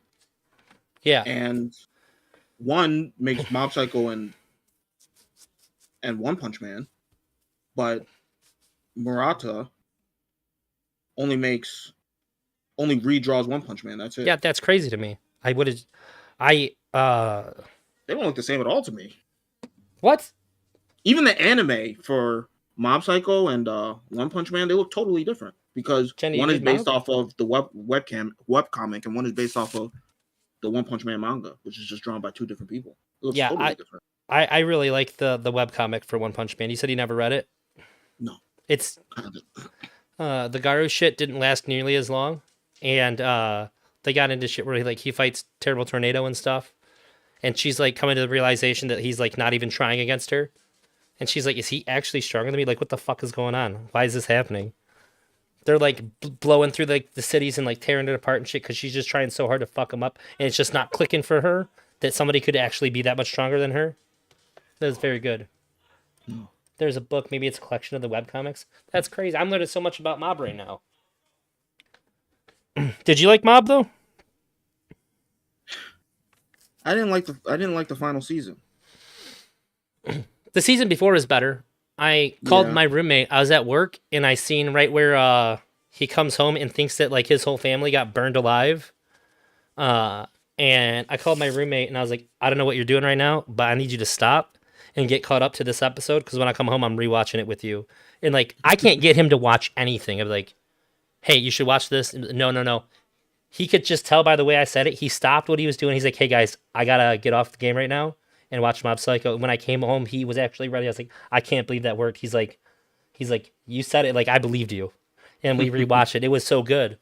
was. Because you knew he was about to go like absolutely nuclear. And when Mob freaks out, it's like peak anime hype. He's such a nice, sweet guy, and you're about to see him turn into the fucking devil. Yeah, season 2 was so good. It was so good, but I don't know. That final season, it just didn't. It didn't scratch that itch. It didn't do what it needed to do for me personally. They had to do a lot of stuff to justify the things that had happened at the end of season 2, rather than like it being like organic. I think Yeah. they had to deal with the aftermath of the good storytelling that I feel like was done after the fact, rather than part of a linear plan. And I feel that. Also, the end was kind of gay. Like, there's definitely a better way to say it, but you're gonna feel what I mean exactly if I see the end was kind of gay. Yeah, I do feel what you mean. I'm not mad at it being gay. It just you know what it was actually? I think I had been so anticipating what the question mark percent was gonna be. And then when I found out what it was just kind of boring. And then like he beat it, I guess, to like do some gay shit. And it's like, oh look, now Mob can smile. All right, whatever. Whatever, you got it. It's cool. It's whatever. It'd have been cooler if it was a demon or something. Yeah, it would have been cooler. It just felt anticlimactic. I don't know. Like, just like, oh, it's just like, when he gets mad or something. I don't know. It was. Yeah, he's uncomfortable with being sad and shit, so instead he becomes a fucking beast. Yeah. I think that narratively it's probably a lot better. It has like a lot deeper meaning and shit. But but yeah, like with an anime that has had so much hype and like really just has some of the like the coolest hype moments in anime, it just seems a little lame that like the real battles inside yourself and overcoming your emotions. Like, meh. Honestly, Cool if the real battle would have been Satan. But can't the real battle be, oh, you gotta overcome your emotions, but like let's use some psychic powers. Like we could do both. Like it doesn't have to be one or the other. That's what I mean. The battle should have been a battle. Yeah, like Mikasa didn't go, hey Mir, it's okay, and then it ended like there was a fight, there was a battle, there was a struggle at the same time as that being like happening. It didn't have to be one or the other. Like Naruto didn't go to Sasuke, hey Sasuke, you don't have to be alone, and then the series ends. Like there was a fight. It was like climactic and cool. You're right. I don't. My friends. Emery said, what do we think about Chainsaw Man? I read the whole thing in like I think either one day or like a day and a half. I thought it was great. The anime, they picked a really frustrating time to end the anime for season 1. Oh my god. With people just getting squished. Dude. Wait, that's not really where it ended though. Wasn't it? No, it ended This is the last cool thing that happened. Oh, with the time demon? No. Chatting it up. It ended with Denji fighting the sword Katana Man. Man. The sword demon. Yeah. And they did like the raid on that building or whatever. Okay, yeah. I think it's good. I mean, like I know it's good. I know it's gonna be good. We didn't get to see my favorite part of it yet, or my favorite character. But Let me take one guess. Okay. because I don't read it, but you know, I be getting spoiled. Your favorite character is Reze. No. Damn, Halloween. I don't know what that means. Are you okay with a minor side character spoiler? Yeah, I am. There's a character whose name is Halloween in you know the chick, like if you said you've been spoiled, there's like the lesbian chick that has like demons with her that she like leses out with. I think I saw that panel, Okay. So but what I'm not familiar with these characters. so one of her demons that she keeps with her, name is Halloween, and its power is it will flood your mind with all the information in the universe to where like you know everything now, but all you can do is focus on one single thing because it's all your mind can do after absorbing all the knowledge in the universe. So you end up just focusing on only Halloween. And it just like renders you catatonic. She breaks your brain. That's pretty cool. Yeah, that's why she always is like she's just like a Pokemon walking around saying Halloween because that she's afflicted with it and she can give it to you too. Hmm. That's a hell of a power. It's kind of like Gojo. It's infinite. Yeah, I was thinking that. Except, you know, It's a way more twisted version of it. yeah. I never watched Neon Genesis, partly because any anime where it's like, oh, you have to watch part 7 and then part 2 afterwards, it's just too much. Like I tried doing with Monogatari, with the Monogatari series, which I do enjoy, but eventually I just like kind of fell off. And I like Chainsaw Man a lot, but I read Fire Punch, and Fire Punch was. Have you ever read Fire Punch? No, but It's like the other the fire one I did. I watched. Fire Force. Yeah. The end of the I had first to season stop was watching- good. I had to stop watching Fire Force after episode 5. Oh. I cried at the end It of the was first just- season. To me, Fire Force, it was just so poorly made.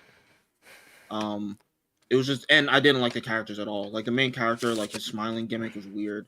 It is Like, weird. It was uncomfortable. And then, the beginning of it feels like the most generic anime ever. It feels like a bunch of things that are just like reworked things that we're all familiar with, but it ends up taking up its own thing. It felt like a bad fairy tale to me. I don't like Fairy Honestly, I Tale. can't. So Yeah, me either. like in episode 7 of Fairy Tale, they're like fighting a giant Yu-Gi-Oh dragon and like talking about how it's like the most insane thing ever. And I'm just like, how do you move past this? Like, this is fucking stupid. You set the bar too high on episode 7. Like, how am I supposed to care about anything after this? Yeah. Yeah. But yeah, I read Fire Punch, and Fire Punch was just so strange that it makes me feel like Chainsaw Man's gonna be strange too. I just realized what Fire Punch is. My roommate told me about it. I remember it now. There's a League of Legends character that is like literally the character from Fire Punch. He's like always on fire. This guy was teaching him how to use like powerful magical runes, and like you have to like use it, like breathe in, use it, and then breathe out, let it go, and like he just held on to it, and he just like engulfed his body in fire. Now he's always burning forever. That's the only thing I have to compare I'm sorry. it to. Say that one more time. I said he reminds me of a League of Legends character who he was getting taught how to use like the magic of like the world. And the guy who taught him said like when you breathe in, you use it and then breathe out, let it go so it doesn't consume you. And he's just like, "Nah, I know what's up." And like he just like kept holding on to the power and he was using fire, so like his whole body just he's always burning forever cuz he's like stuck holding on to the magic. Okay. So it makes me think of the Fire Punch guy. What a fucking shit power to have.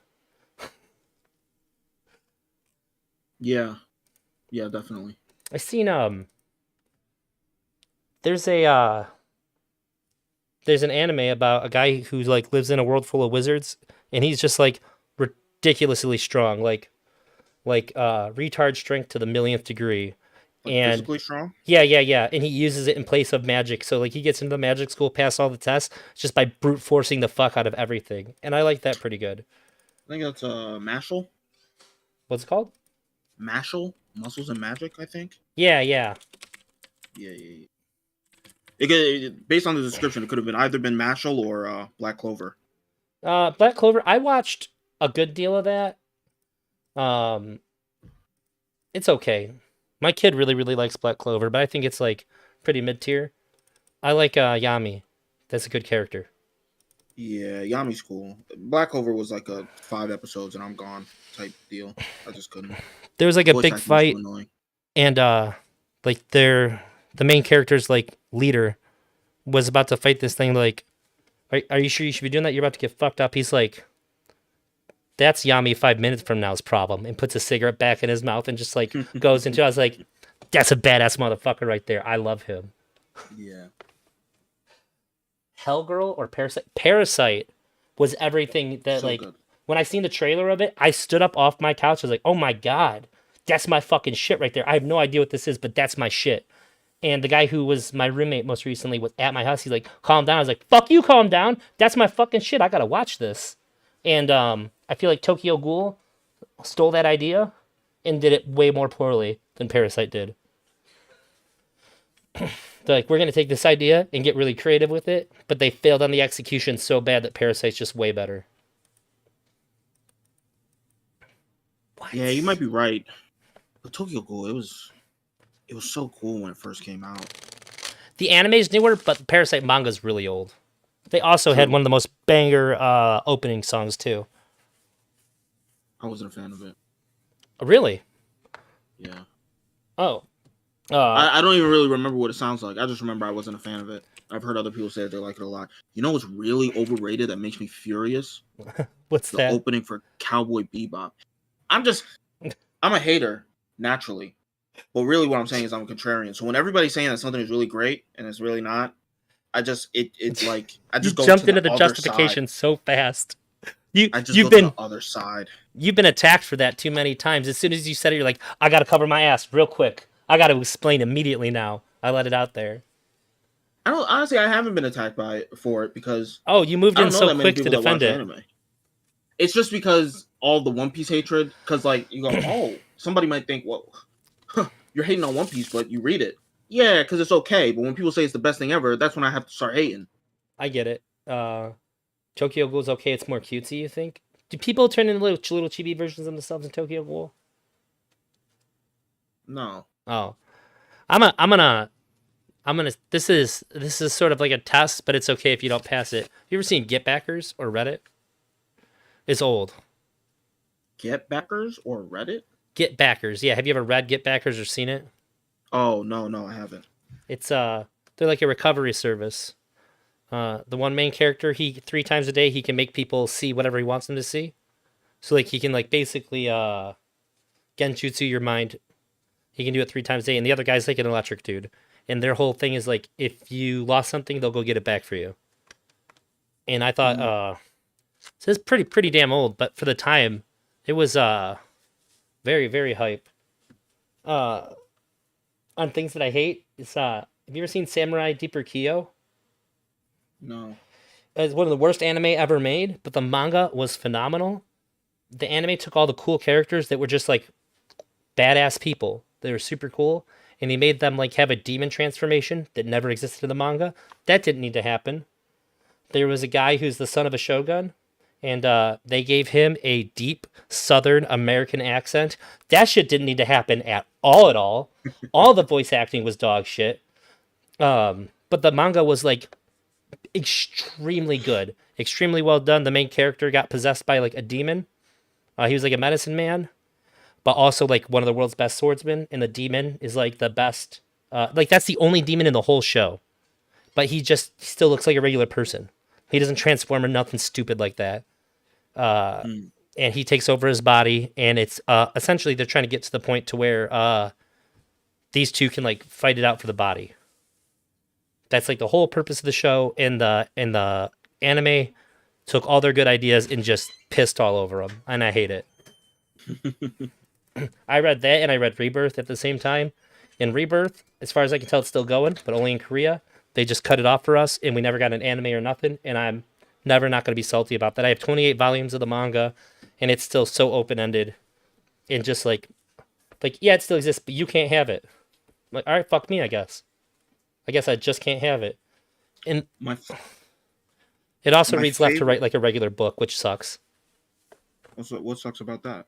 It confuses me because it's manga, so I pick it up and I I hold it wrong. I start reading, or if somebody's talking to me, I'll go back to read it, and I start on the right page, and I get confused. I'm like, oh yeah, it's like a regular book. My brain knows when I see manga panels how I'm supposed to read this shit. But Tokyo Pop wanted to make manga more friendly for Americans back in the day, so they did it the wrong way to like appease us, and it just gets confusing when you're already used to reading manga. That's fair. My favorite, I think my favorite manga ever, which isn't a manga, it's a manhwa, Korean, is this manhwa called Helper. It was so cool. It was so cool. It was like about this guy who died and went to hell, but like he was a part of a gang and he went to hell. Um, but like everybody has like powers, and Okay. then you have like a ticket around your wrist, and you can take other people's tickets, and if you take their tickets, it makes you stronger. And I think after you get like 100, like I think the main character is told that if he gets 100, he can like go back Leave. to life. And yeah, and he really wants to because like he died young, like he was a part of a gang. But they engaged in violence, but they weren't like a really criminal gang. They kind of like took care of their community, and he had like a girlfriend, and he was like the leader of the gang and all this kind of stuff. And he really wanted to go back to the regular world, but he just kept on running into this problem and these problems and all this kind of stuff. It was so good, but then he just stopped making it all of a sudden, Oh no! and then he went back and made a second version, but Like he it's a remade it. sequel. No, it's a sequel, but it's a prequel, which is about how the main character grew up, like starting from like when he was like 8 or 9 years old. And that's also really good too. So it has nothing to do with like the supernatural stuff. It's just about because he was like really strong for no reason because he only had one ticket when he got to hell. And like reading the sequel, you found out that like he was just like born. He lived in this really strange area. He didn't know who his parents were. He didn't know how to read or speak. But like he lived inside of like an abandoned mall, in the bookstore of the abandoned mall. He would just like eat the snacks there, and just read comics all day. So like he was like an otaku type of dude. Then he got found by some dude who actually was like a part of like a real criminal gang, and that dude orphaned a whole bunch of kids, and he would train them every day so that they could like be assassins, so that he could take out the organization that he used to be a part of. Like it was really crazy, but it was really cool. It was really cool, and I'm so like it's still ongoing right now, and I'm still reading it. This is the most controversial thing in all of anime and manga to me.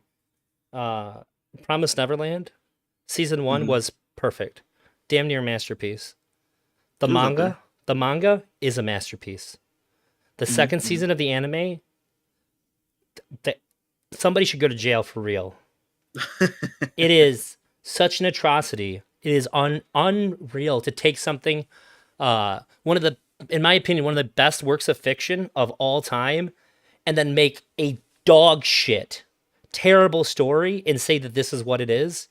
It's horrible. Season 2 is legitimately bad on its face. Even if you didn't read Promised Neverland, it's bad.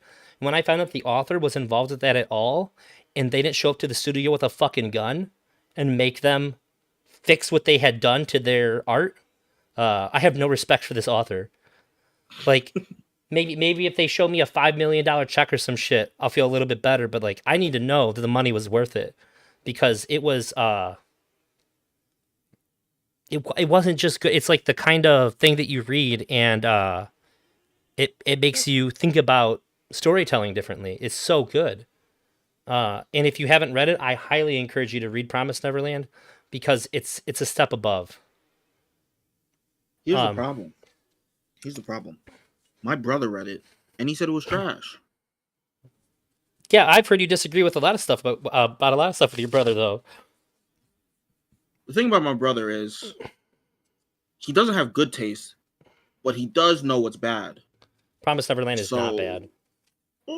You know what? Actually, I Manga. was reading Promised Neverland, Mhm. and they were like traveling around with that older dude, Yeah. and then all of a sudden, like they blacked out and they were in some town, and that's kind of where I stopped. Oh, you're in the best arc.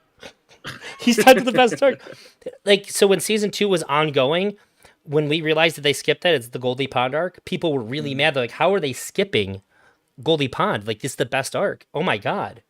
And then they proceeded to ruin everything else, and we're just like, oh, they just for some reason don't give a fuck.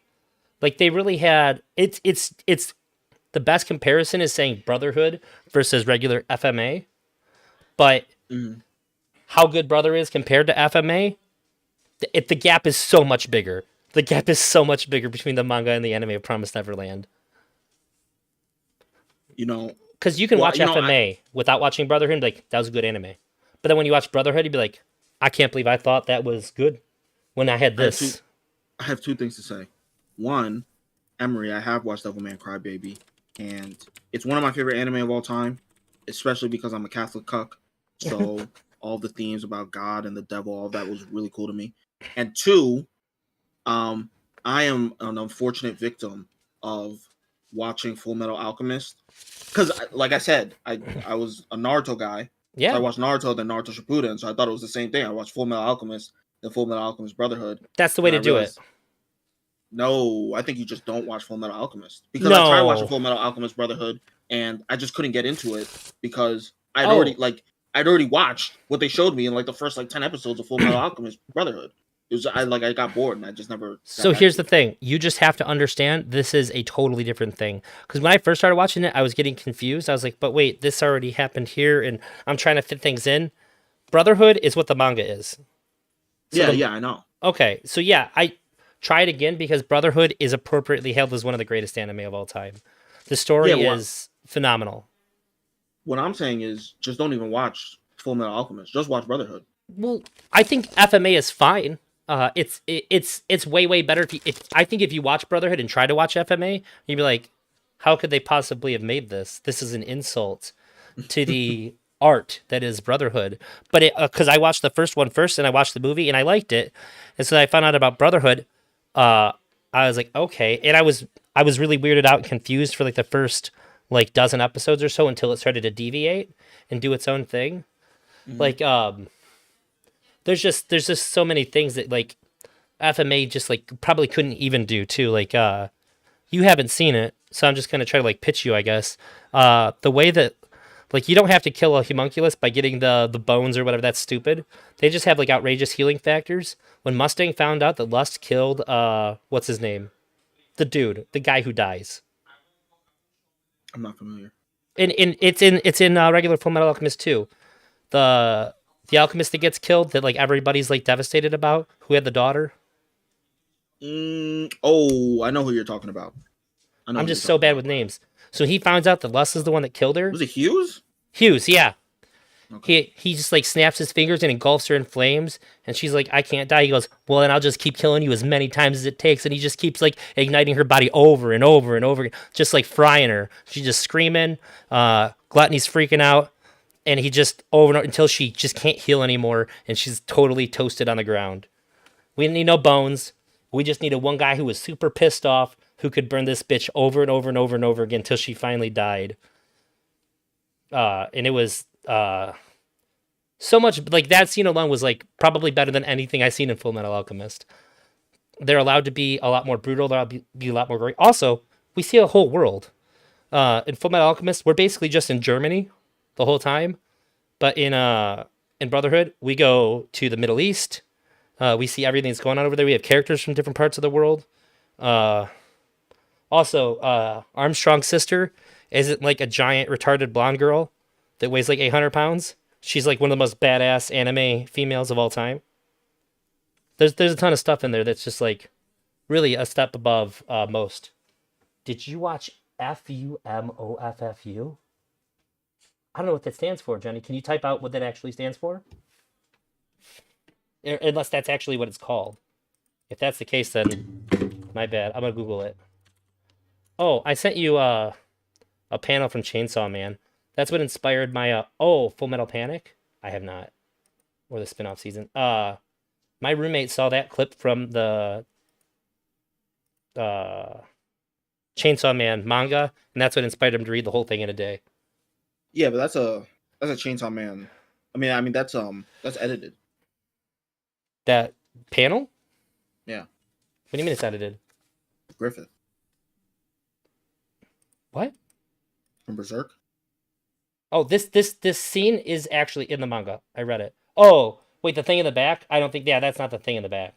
I didn't see that. Yeah, that's But that's Griffith. that's that thing that's important here. It's the astronauts praying in front Yeah, of yeah, yeah. their feet, which are essentially tombstones. It's a pretty Mhm. powerful image. I mean, I would assume that this is on the moon, but it seems like that's grass. That is it's the darkness demon, so they're in darkness. Oh, okay. No. I see. Wait. No, I mean like the stuff in front of like the first astronaut. Isn't that grass? It might be, yeah, cool, because it's the ground. Yeah. So it's like Why are they in astronaut uniforms? when astronauts die, they die Spacesuits. in darkness. They die in darkness. Yeah, it's dark in outer space. Yeah, but where are these bodies? Is what I'm asking. This is a environment that the darkness demon creates. Oh, okay. Okay. You can think of it like his domain, so to speak. Hmm. Most demons don't do that, but that's like he's like best friends with Jujutsu Kaisen guy. I think he just wanted to do the domain thing once. Okay. They said it years ago, but we're supposed to get a crossover between Chainsaw Man and Jujutsu Kaisen. I don't need it. I don't need it, but like here's the thing: if they make it to be fun, I'm cool with it. If they make it to be canon, that's retarded. Yeah. Let it be a Yeah. Dragon Ball Z movie. That's all it needs to be. It can be a Dragon Ball Z movie. Show me a fun idea you want to explore that doesn't touch the story at all. Did you? Oh wait, did you watch DBZ at all when you were a kid? A little bit. One of my biggest struggles as a child was trying to figure out how the fuck the movies fit in to the show. Because nobody had ever exposed me to the idea that you can have a movie with all the same characters and have it not be canon. So like, I feel like there wasn't a day that went by from like ages like 10 to like 15 where I wasn't like, so World's Strongest could have been here, but that would have had to be after Namek. But Goku couldn't go Super Saiyan. How does that work? Like, so it couldn't have been. And I'm just like always trying to piece this together, and it just doesn't work because they didn't care if it worked. I feel like there should have been a PSA on Toonami or something, like, just so you know, these movies don't fit into anything. We're going to show it to you and pretend like it's all chill and it all works, even though it doesn't. It really fucked my head up, man. It ruined me for like a long time. Way too much headspace trying to figure that out. I know you've seen Death Note. You told Mr. Yeah. Girl to watch Death Note, so I know you liked it. Have you seen Code Geass? I watched the first season. They need to stop doing this with anime. I watched the first season, and then I tried to move on to the second season, and like everything got reset. And I don't know if I clicked on the next thing that I was supposed to watch or some other thing that's called like Code Geass, season 2 or Code Geass R2 or I don't know. Yeah, you And picked the wrong thing. the girl was in a bunny suit, and then like somebody like smashed into a casino, and then I just stopped. I couldn't. You picked the wrong thing. Code Geass is, in my opinion, the perfect show. Breaking Bad Why and do you Code Geass say are the that? only things that are perfect. You didn't finish watching the second season, so I had a buddy of mine who's a really critical guy. He's also like legitimately a genius, insanely smart. So he's really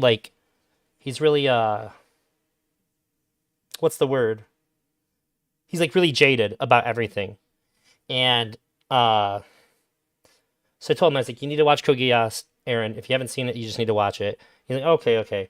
And he messaged me, he goes, I definitely think you're wrong. I don't think that it's a masterpiece. Definitely not a perfect show. I was like, where are you at? And he told me where he was at. I was like, oh, you're almost to the end of the first season. Well, get a hold of me. It's Saturday. Get a hold of me on Monday after you finish watching the entire second season. Because as soon as you finish season 1, you're going to go watch the whole thing. The next night, on Sunday night, he messaged me. He's like, I was wrong. You were right. It is perfect. I was like, thank you. There's things like when you lead up towards the end of it, I got really mad. I'm like, no, you're fucking up the whole show. Why you're ruining it? Why are you ruining it? And in the last episode, they were like, here you go. And I was like, I'm so dumb. Why did I can't believe I doubted you. All the things I hated, you put that there for a reason. And I'm stupid. I shouldn't have been judging you at all. I am less than a student. You are the master. You are perfect. Oh my God. And that's, for me, a super good show has to land the ending. Lots of shows fuck up the ending, and it had a perfect ending. Like, absolutely perfect. Part of that perfection is making me doubt it and hate it for like 4 episodes leading up to the end. And then they just absolutely delivered. That's why I have Light and Lelouch on my arm. You ever see, I know you read anime shit online. People say who would win in a game of chess between them two? No, I've never seen that. Oh, well, because like you can't say who would win in a fight. They're both like skinny little Nancy boys who can't fight. Like if anybody punched Light or Lelouch in the face, they're going down. Like they're just not tough guys. But I have them holding ghost stones because Lelouch plays chess. He beats Light. Period.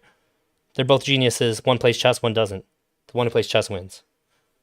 Sure. But I would really like to see them animate them playing a game of Go and like trying to think it through and way overthink it and way overanalyze the other person, like these shows do. But yeah, I think that Lelouch is the better version of Light. Yeah, I might watch it. But And there's then just the movie's great too. is that canon? Yeah. And so yeah, I see Emery said Better Call Saul is better than Breaking Bad. I think it's easy to say that because you watch Better Call Saul afterwards. But the Breaking Bad and Code Geass both had like a perfect ending. Then they had a movie that takes place after that perfect ending and somehow doesn't ruin the fact that it had a perfect ending. And I'm like, God damn. How do you even do that? Nobody makes a good ending to a good show. Great shows always have dog shit endings because they don't take into consideration that people are going to be upset that it's over. You really have to stick it. Anything but perfection from like a great show ending is going to be seen as terrible because people are upset. Did you watch actually for Dragon Ball Z, my favorite villain was always Boo. But a lot of people feel like that's stupid. Boo? Yeah. Cuz like I just felt like Frieza was just like a racist. So that's not cool. Cell was also kind of like a racist, but not like really race. Like he just thought he was better than everybody. So that wasn't cool. I just thought like Boo's character design was so much cooler than the other two's. And like it just feels like every Dragon Ball Z villain is just like, I'm gonna kill everybody. So then all that I really have to judge them on is just like what they look like. And I thought that both Super Boo and Kid Boo had really cool character design. I like Majin Buu. I like Cell the most, but he didn't want to kill everybody. He just wanted everybody to. He wanted to kill all the people that were in his way, so that way he could. He just wanted everybody to basically just suck his dick. He wanted everybody to know that he was the best. He was the greatest living being of all time. That he just wanted praise for. He was like a dumbed down version motivation of Frieza. Frieza wanted everybody to be afraid of him so he could just run shit. Cell was like, I don't need to run shit. I just want everybody to know I'm the best. But Boo, yeah, Boo is terrifying because, like, especially Kid Boo, because there's no rhyme or reason to it. You can't talk to him. You can't talk him out of anything. He's going to destroy the entire universe if you let him. And there's, like, you just have to be better. That's the only thing you can possibly do is just be better.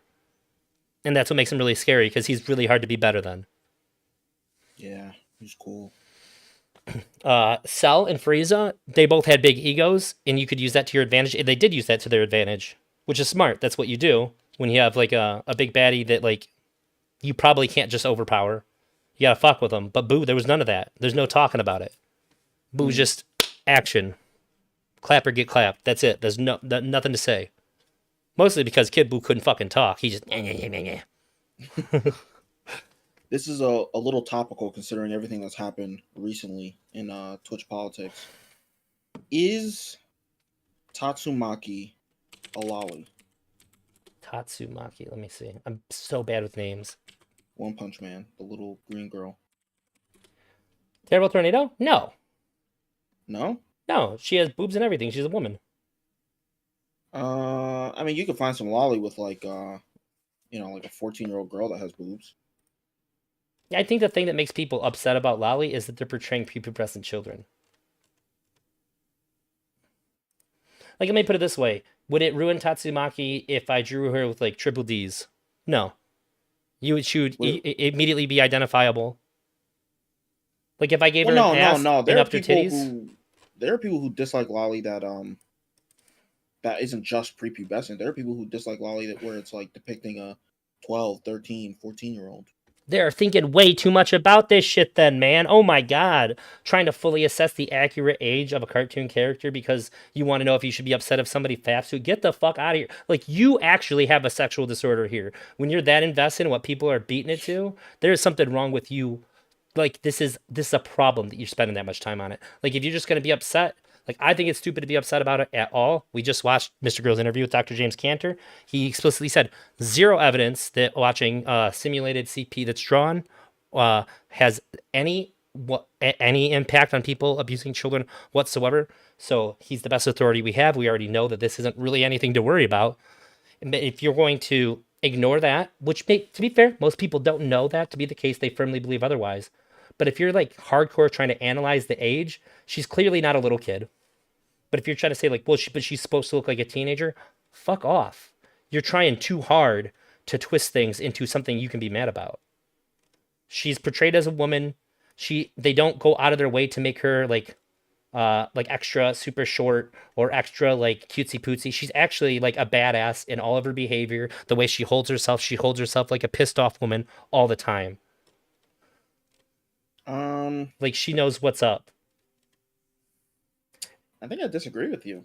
Oh, that's how I've always interpreted. But then again, I also read the webcomic where she fights Saitama, and that's part of my understanding of her, and that's going to be the most recent read I've had of her as well.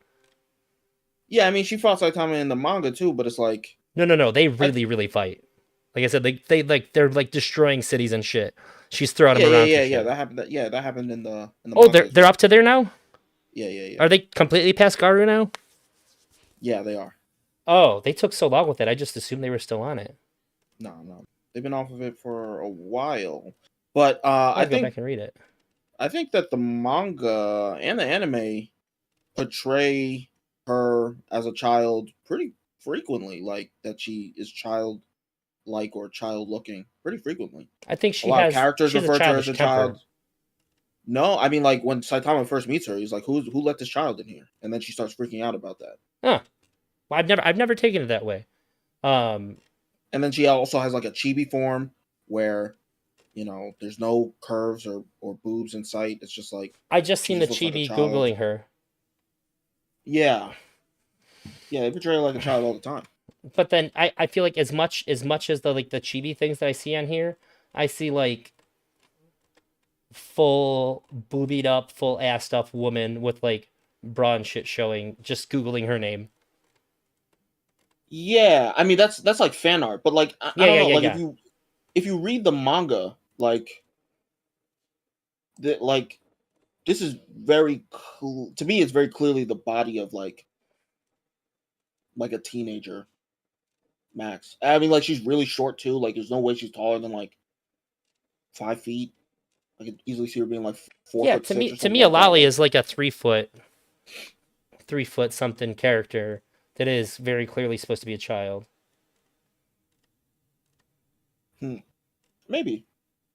Let me put it this way. I don't anyone really that's care, ambiguous. Yeah, anything that's ambiguous, especially because it's such a hot topic right now. I think that people are going to twist and try to make it as bad as they possibly can, because right now people just want blood. But I guess, to be fair, if I was into lolly, maybe that's something I could latch onto and like warp my view to make her into that. But like that, it's just not my thing. And I've said before too, like I got plenty of my own degenerate stuff. I'm not saying I'm like pure soul. I'm a clean guy or whatever. I'm sure plenty of things that I like would bum people out. But lolly just ain't cutting it for me. So like I'm never looking at these characters through that lens. Like I feel like I know lolly when I see it because it's usually like so explicitly that. And she just never struck me as that. Okay.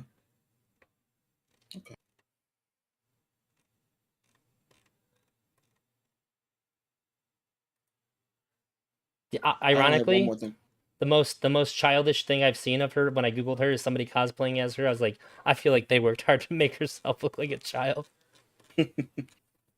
So maybe you have a point. We gotta talk about this, man. The Believe It. This is what you have to understand.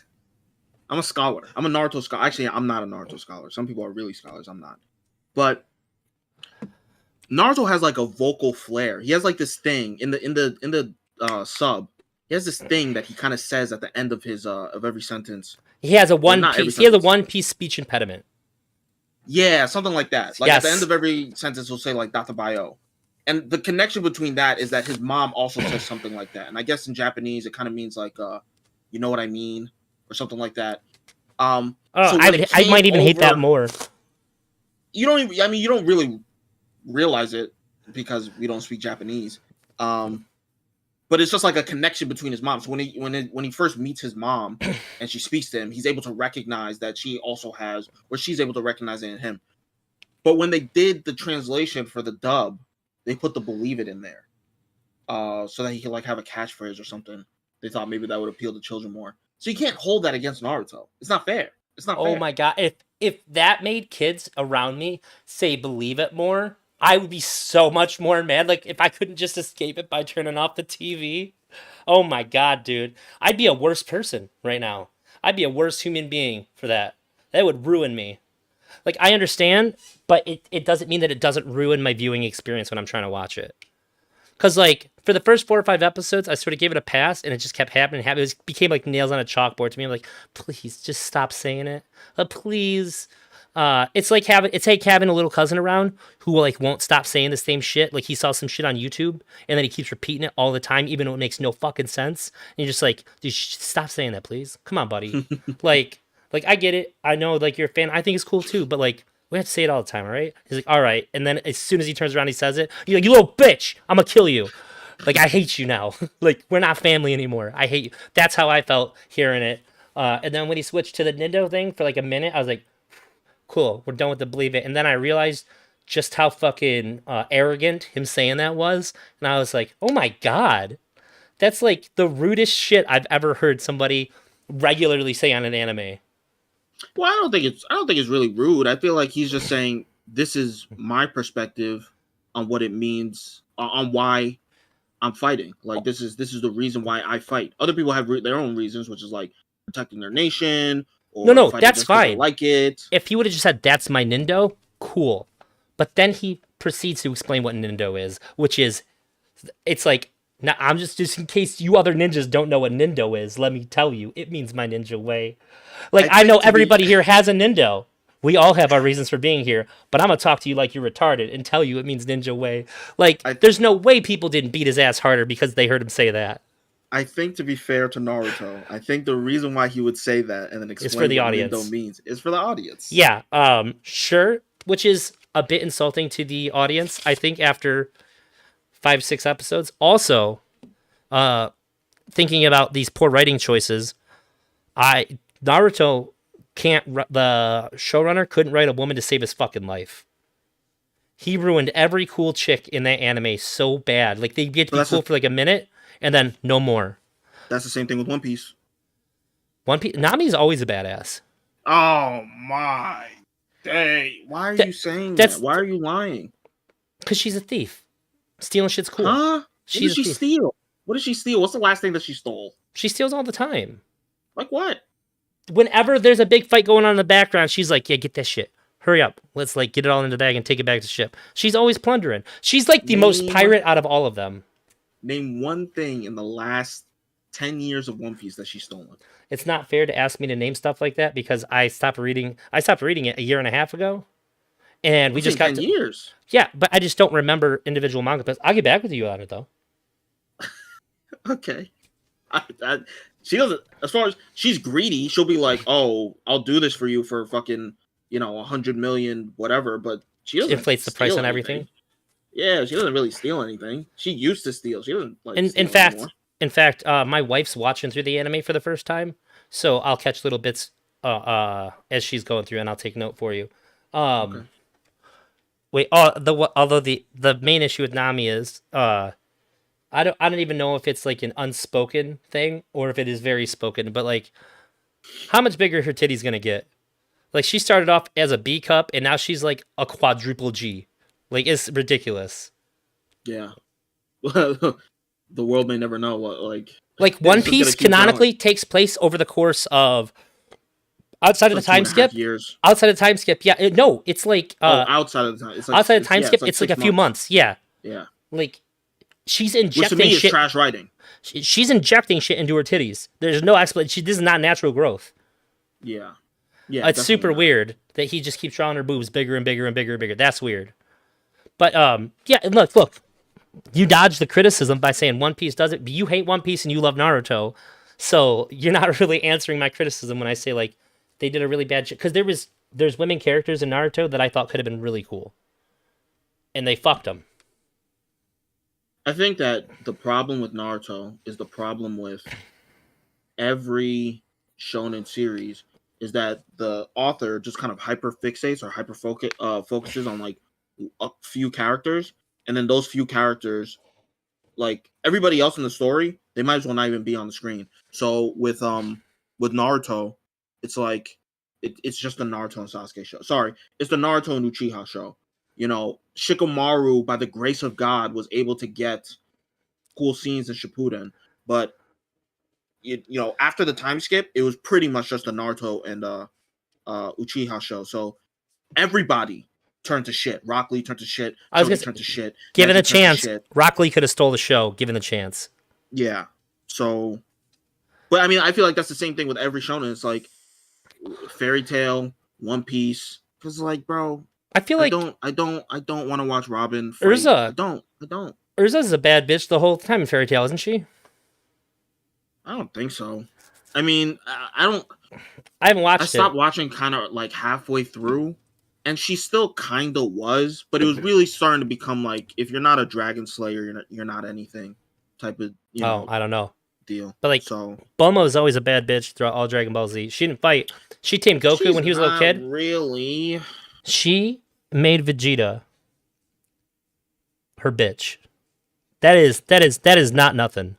Yeah, but when it was time to throw down, when it was time to Bulma has her moments, that's cool, but when it's time to throw down, Bulma's at home drinking wine. Well, just like every other and being the world's best character in every other scientist. show. And being the world's best scientist. Yeah, but unless she can make like a shield that is strong enough to destroy, block a planet-busting attack, we don't care about that science. She made a device that upped the Super Saiyan potential. What does that mean? GT. She made was it Vegeta strong enough to beat Baby in GT?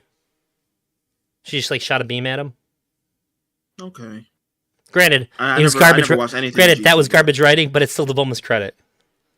You know, it's one thing that I don't like in fiction in general.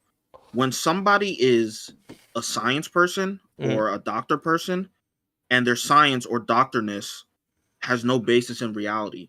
So, like one series that I think gets it right is Dr. Stone, where his really good. His computing power, it's like he has his brain is greater than any computer that you could ever create. Like he counted for 6,000 years or some stupid shit like that.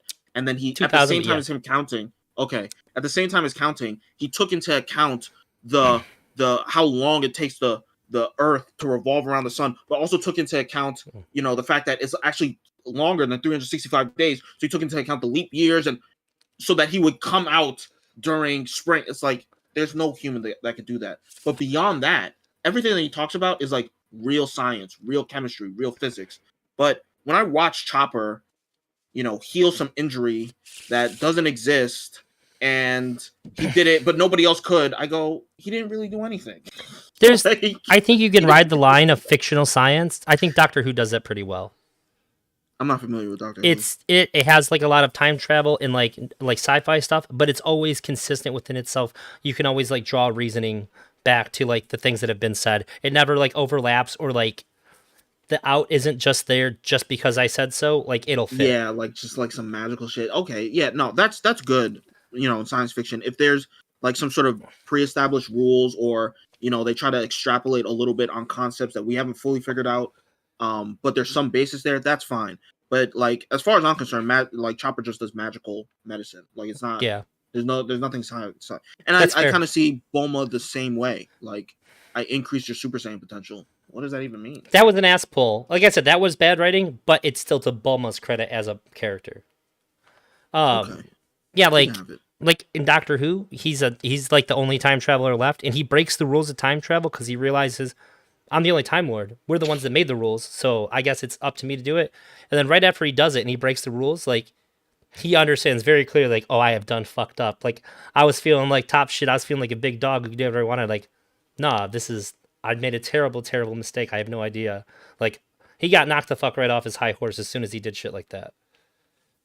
Most of the time, people don't. It's just ass pulls just get to be ass pulls. I say all that to say, Sakura is better than Bulma.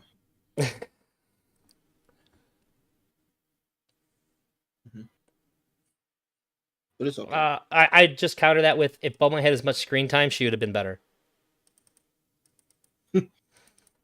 Sakura gets way too much screen time, and I was really hyped for her. She was cool when she was fighting some dude in the pit. He was like Sorcery with the Granny Chio.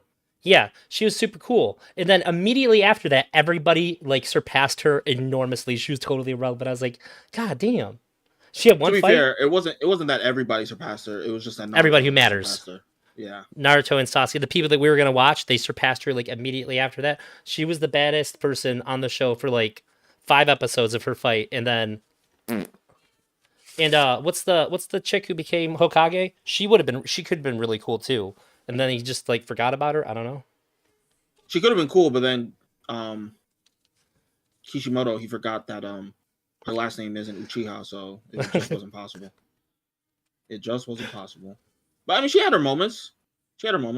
Yeah, I just wish she would have got to be cooler more times, because said there just wasn't a lot of chicks that got to be super cool. And well, you say she wasn't a Uchiha guy, was normal dude as fuck, and he really showed everybody up for the time that he did. You know what my problem with that was? It was that I don't like it in stories when people do things for no reason, and then especially when there's no consequence to it either. So like the guy thing was cool. He risked his life. Just like he should have died. Yeah, he should have died.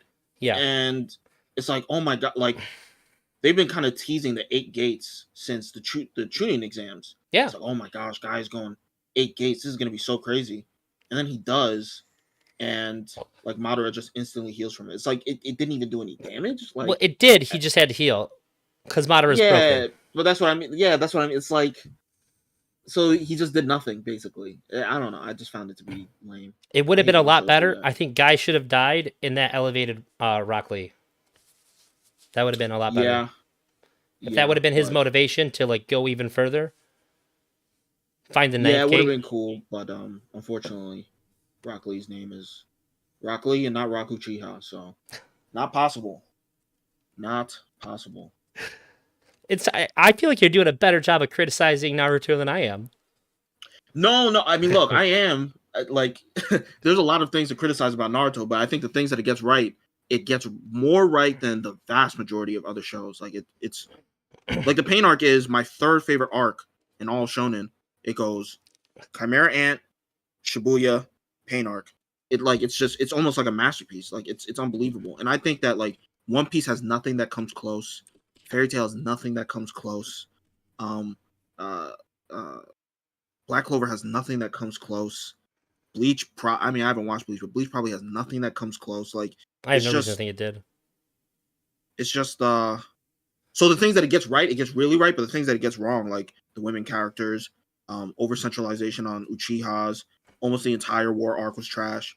It gets it really wrong, but the things it gets right. But like One Piece is just like there's just nothing. It's just nothing. Like characters suck, animation sucks, music sucks, art style sucks, the fights suck. Wait, you didn't think that Luffy's transformation was cool? Which one? I thought Gear 2 was cool. No, I didn't. Okay, I think it's okay. Like I think he's Toon Force. That's fucking cool. Nah, I don't care. Like it's just not. It just doesn't resonate with me. And then it just doesn't resonate with me. So I just didn't care. Wild. Also, I think the big thing about One Piece that I think that after you've read it, you kind of forget about, because my wife was rewatching it. Show's fucking sad, dude. One Piece? Yes. It is. It is a very sad show. And like my wife's watching people's backstories. She's like, why is this so sad? I'm like, did you see Robin's yet? And she's like, no. I'm like, all right, well, it's gonna get worse. Choppers was the worst one to me. I was legitimately crying. Like not even like tears. She bawled for Chopper. Yeah, it was almost like that for me. It was bad. Conversation. You hear me in the background? Yes, I heard you in the background. Yeah, Chopper Yeah, was. I think Robin's is worse, but it's Chopper's is worse because he's cute. But if you take away how cute Chopper is and seeing him go through that, then I think Robin's is worse. It's because he's a raccoon dog. I think the reason why the Chopper one resonated with me so much is because I think probably the highest form of masculinity, in my opinion, is being a good father. So anytime I see somebody being a good father in any series, it always gets to me. That's why I like Jiraiya the most in Naruto. That's why Endeavor at this point, he's probably my favorite superhero in any superhero. He's such a good medium. bad dad. He was a horrible dad, but watching him struggle to try to make up for it is like it's like the best thing ever. And the doctor that obviously like took care of Chopper, I see him as like Chopper's father too. So that one just really hit me hard. Yeah, it's fair. I think that's pretty valid. I'm gonna send you. Oh, what'd you send me? Oh, I see. You were explaining that. This is my favorite Naruto meme. It does use a word that I can't say on screen, but I saw this and I laughed so hard I cried. Isn't that good? Yeah. That got me really, really good. I think I was at work and my buddy sent it to me, and I just like walked to the back room because I had tears coming down my face. Yeah, that's a good one. Yeah, you know what? I'm just super happy that you didn't try to pull any like trying to say that the power levels are any kind of comparable, because that's what I really can't stand. That's what made me motivated to watch Naruto, to try to see if there was any indication that I could have been wrong. Because that drives me insane. Does that make you mad too when your fan base, when the Naruto fan base tries to argue with DBZ people, like, no, like Madara could fuck up everybody, like you're like, shut up, you're wrong. I don't really see that, but I also don't understand why people care about power scaling like between different shows. It's like I like who would win. Floor, like everything about it, like it doesn't really matter. It's interesting when they're comparable. For me, sure. It's interesting when they're comparable, but like Naruto, like it's so like you watch people blow up planets. BBC, I don't even understand why somebody would say that. Yeah, and that's what makes me so mad. It's just like you can just say I like this more. You don't have to make like totally like stupid ass false claims. Just say you like it more. I think the only argument, and I don't even know how true this is, because I think I've seen people say that like Saiyans have like natural mental strength and they can't. Goku particularly. Yeah, so I've said Goku solos the Naruto universe easily. If it's Goku and Vegeta, they have a chance because Vegeta's easily manipulatable. Okay. So they could take Vegeta because he's just so single-minded that like somebody could get in there, offer him power or whatever, and he would open himself right up to it. Like he's weak there. They don't even have to offer him power. Like they in the hallucination. That would allow him to lean into it, and they would just be able to like have total control over him. Like he would lose the ability to fight back against it if they tempted him. Is what I'm saying. Okay. But Goku, he's shown to have like extreme mental training. That's why he's dumb. He's like book dumb, but he can watch somebody do something and copy their move right after seeing it once. He can't have his mind read. He can read other people's minds. They just don't talk about it a lot. Oh, okay. So yeah, Goku's mind is like Iron Fortress. Vegeta is very susceptible to persuasion when it comes to mental attacks if they're tempting him. So yeah, if you put Vegeta and Goku, like now they have a warrior that can run the front lines and try to do all their Naruto magic on him while he's fighting Vegeta. It could be a fight, but that's the only way. Okay, I mean, Dragon Ball Universe gets weaker when Vegeta's also fighting. In my mind, I just see it as like the Naruto, they're gonna lose. There's no point even. The planet gets taken out before they can respond. And even in terms of speed, it's a ridiculous argument. Yeah, I mean, I respect that. Teleport. One of them, yes. Goku can teleport. He can also move faster than time. Yeah, like even when people talk about Jujutsu Kaisen, it's like, oh, but how can he break through his infinity? He doesn't need to. He can just teleport to him. He doesn't need to go through his infinity. He can just teleport and reach Gojo immediately. There's Yeah, nothing for Gojo him to can't go touch through. him. Oh, Yeah, my biggest gripe with all of anime fans is JoJo's Bizarre Adventure fans. I love JoJo. I think it's dog shit writing, and it's just a lot of fun. But when people I try to haven't say, watched it at all. oh, there's so the first two seasons are like their own thing, and the first one's kind of meh. It's literally just Castlevania, and then season two is really good, and it's just a dude trying to beat some superpowered ass. And then after season three, it's like they have a superpower that stands behind them or in front of them, whatever. They're called stands, and they fight each other. Kind of Pokemon esque. Everybody gets one. And but the fifth season, there's one that like can undo things that have already been done and fight. But they seem to take this to mean that like they just solos everybody in every universe, and I'm just like, you don't know that. People like to take a little bit of information and just stretch it out to like however they want it to mean, and I hate that. Like, no, if you want to talk about who would win, we got to go with what's on the paper. Like, I enjoy that. Like, you ever watch Death Battle? Duck Battle? Death Battle. Death? Yeah, I've watched a couple. I like that concept a lot. It's like I like talking about that stuff. I like thinking about it a lot. Like Doctor Manhattan versus Superman was good. They made a comic book all about it, and then they flubbed it super hard. Hmm. He just let Superman win. It was dumb. He could have one shot Superman, no problem. I don't know anything about the Watchmen, so The Watchman has no superheroes except for Doctor Manhattan. He's the only one with any kind of powers. oh, Like the okay. thing that you see isn't even really his body. It's just a construct he made to operate on our dimension. He's just like above and beyond. When people threw magic at him, he's like, what you call magic, I just see as like an error in the code of the universe, and he just like disables it, and just like wipes them all out. He just like wipes his hand, like waves his hand, and they're all knocked out. Like so he could just make Superman like your atoms don't stick together anymore, bro. It's just dumb. He's like way too overpowered, but they flubbed it. He's just like, you know what, you're a good guy. I'm gonna go to another universe, and I'm gonna give the you in that universe all my powers. And I'm like, we waited 4 years for 12 issues of this comic for you to just not fight? I hate you. Hmm. The biggest letdown in any story being told, save for Promise Neverland getting made into an anime. That is inappropriate, should have never happened. Okay. I gotta go soon. So I'm gonna ask you, Yeah. what's your top 5 favorite anime? Jesus Christ. I might need my wife here to help me. Lady, Mm. I don't want to fuck this up. So maybe you can help me. What's my top 5 favorite anime? You did this to me.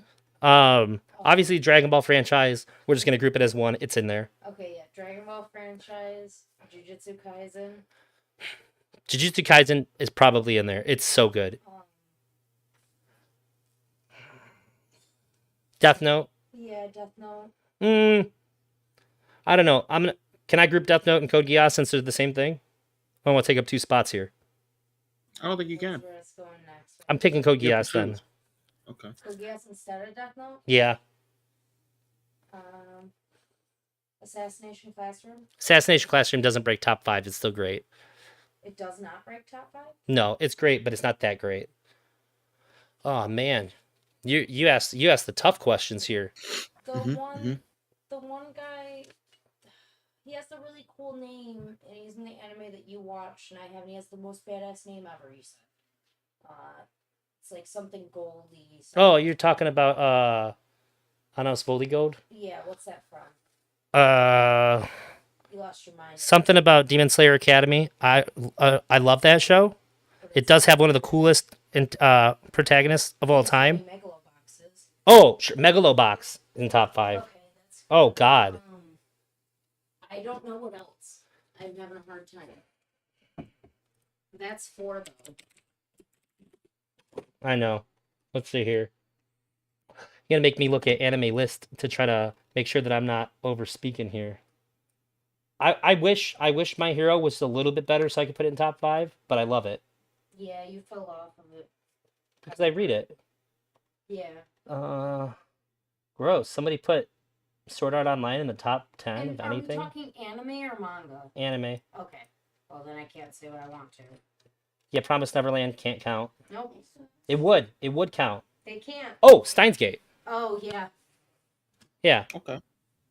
Steins Gate is in God, Zero. Steins Gate Zero, like a slice of life anime that turns into just like you're gonna cry. You're gonna keep crying. Did you I'm gonna wound you. did you say Attack on Titan? Attack on Titan's top 10 for sure. Ooh, shame on you. My top 5, Attack on Titan number 1, no question, undisputed.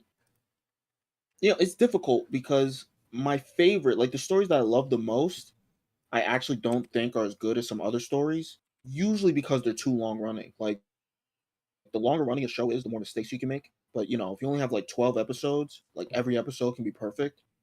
But Yeah, there's it just has to something be. about having 200 episodes that is just more endearing.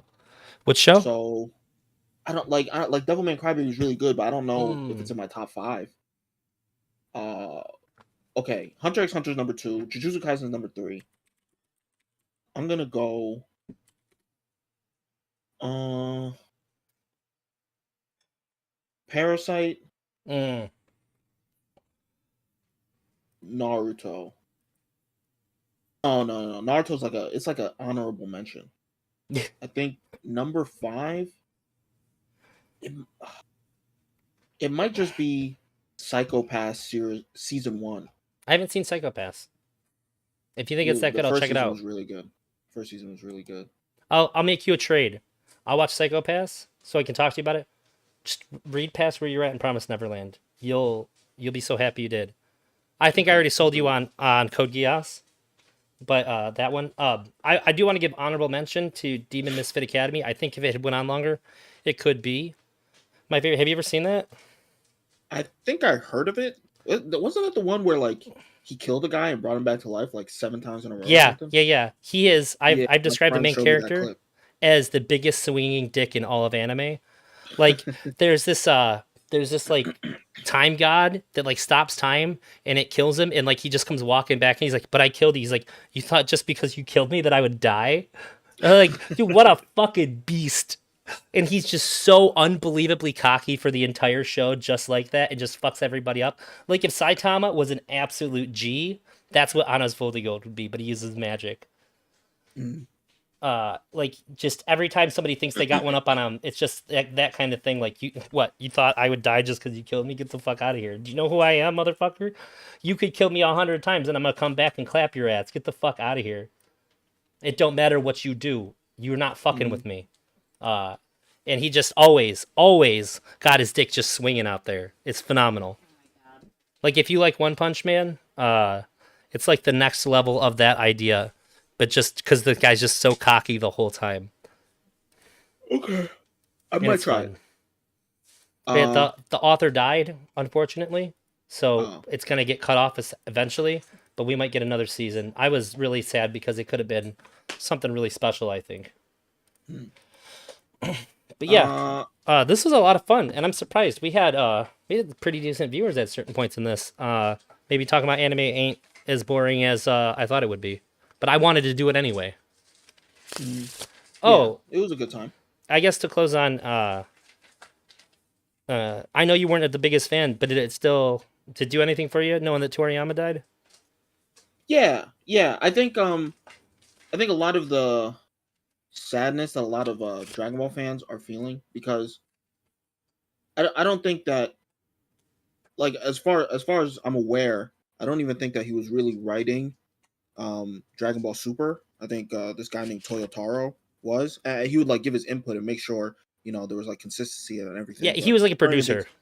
Yeah, I think that a lot of the people who are feeling bad about you know uh Toriyama's passing, I think it mainly has to do with just the feeling of the fact that like their favorite show as a child, or at least the person who made it, is gone. Not necessarily the fact that he's gone, but I don't know. I could be wrong. Um, it did do something for me though, reading all those tweets, because it's just like the magnitude of his contribution to not Yeah, only anime and manga, but just to media in general. Like I was thinking about, it, I was like, I wouldn't be surprised if 500 plus million people, and yeah, like closer to a billion than not to a billion people have been positively impacted by Dragon Ball Z, and I wouldn't be surprised if over 2 to 3 billion people, maybe more, know about Dragon Ball Z or Goku. Yeah. And that's unbelievable. That's biblical levels of reach and influence. So, just seeing everybody talk about it and how much it meant to them, I didn't think I'd be definitely emotional at meant all. something to me. And I cried a bunch, like on and off. Yeah, I wrote like a really long Twitter thing about it. I said, can't think of anybody whose work I've appreciated that has done as much for the world with just like a pen, paper, and imagination. It's unparalleled. Yeah, Uh, it's actually it's insane when you think people about say it. they want to change the world or leave their mark, like that's a standard that almost nobody will ever come close to touching, and it's insane. And for the Yeah. better too. Like even if you hate Dragon Ball Z, you love something else that happened because of it. Mm-hmm. So that's cool. Yeah. I'm glad somebody who dislikes Dragon Ball that much can still like sort of nod your head to his passing. To be fair, I don't dislike it that much. I just think it's kind of boring. That's it. I just think Sure. it's kind of boring, personally. Sure. I'm gonna let you go just a second, but you play the video games though? There's some firefighting games out there. Yeah. Budokai Tenkaichi 3, that was my game. But dude, for the Wii, you ever played for the Wii? Yes. You could actually like do the Kamehameha with your hands and stuff, or like throw the Destructo Disc, and to grapple, like you grab with your arms. It's so cool. Yeah. I don't think I did any of that though, or at least, after I tried it a couple of times because it was too difficult and I kept on getting my ass beat, but that was my game. I love that game so much. Tenkaichi Who did I 3 play? is special. I think I played Vegeta, because Vegeta was always my favorite character. I played, this is why I played Boo, Super Boo, not Boo. I played Kid Boo and Super Boo and Team Gohan. Oh, I love. I like playing It was a Cell great because you game. can transform. You can go through all the transformations and gain health each time. Whoa, that's cheating. Well, he starts off with really low health. But when you're in the low health ones, if you grapple them, he'll stick them with their tail and he'll heal. So like if you get hit with like a big ass combo, you're gonna die. But if you're just like trading blows and you can dodge good, you can heal up a little bit in between and then keep on leveling up till you have like a normal health bar. Oh, okay. Are we counting Avatar as an anime? I don't, but it gets like an honor. Like it can hang with them. It's allowed to hang. Yeah. He's invited. He's invited to the cookout, to the anime cookout. Yeah. Like they all know he's not anime, but like they're happy to have him. Yeah. I kind of feel the same way about the Boondocks too, but not quite as much. They did have some cool anime-esque fights. I like that he threw that in there. I think they even traced one of the Naruto fights. Not Naruto. Sasuke versus Orochimaru. There's like a fight in the Boondocks between Riley and some old lady, and they kind of traced Yeah. the fight. So there's definitely some inspiration there. Okay, that'd be in your 5th spot then. That's fair. All right, What Benny. is? Well, Emery said his favorites are Oh, okay, Monster, okay, Attack on Avatar, Titan, Avatar. Erased, Death Note, and then Avatar. Yeah. Okay. I think I'm gonna watch Erased. My wife watched it. She said it was good. Her favorite's Dead Man Wonderland, and I give her shit because it's anime super jail. Even down to the jailbot, like it's uncanny. But if you're gonna adopt it and make it like everything is exactly the same.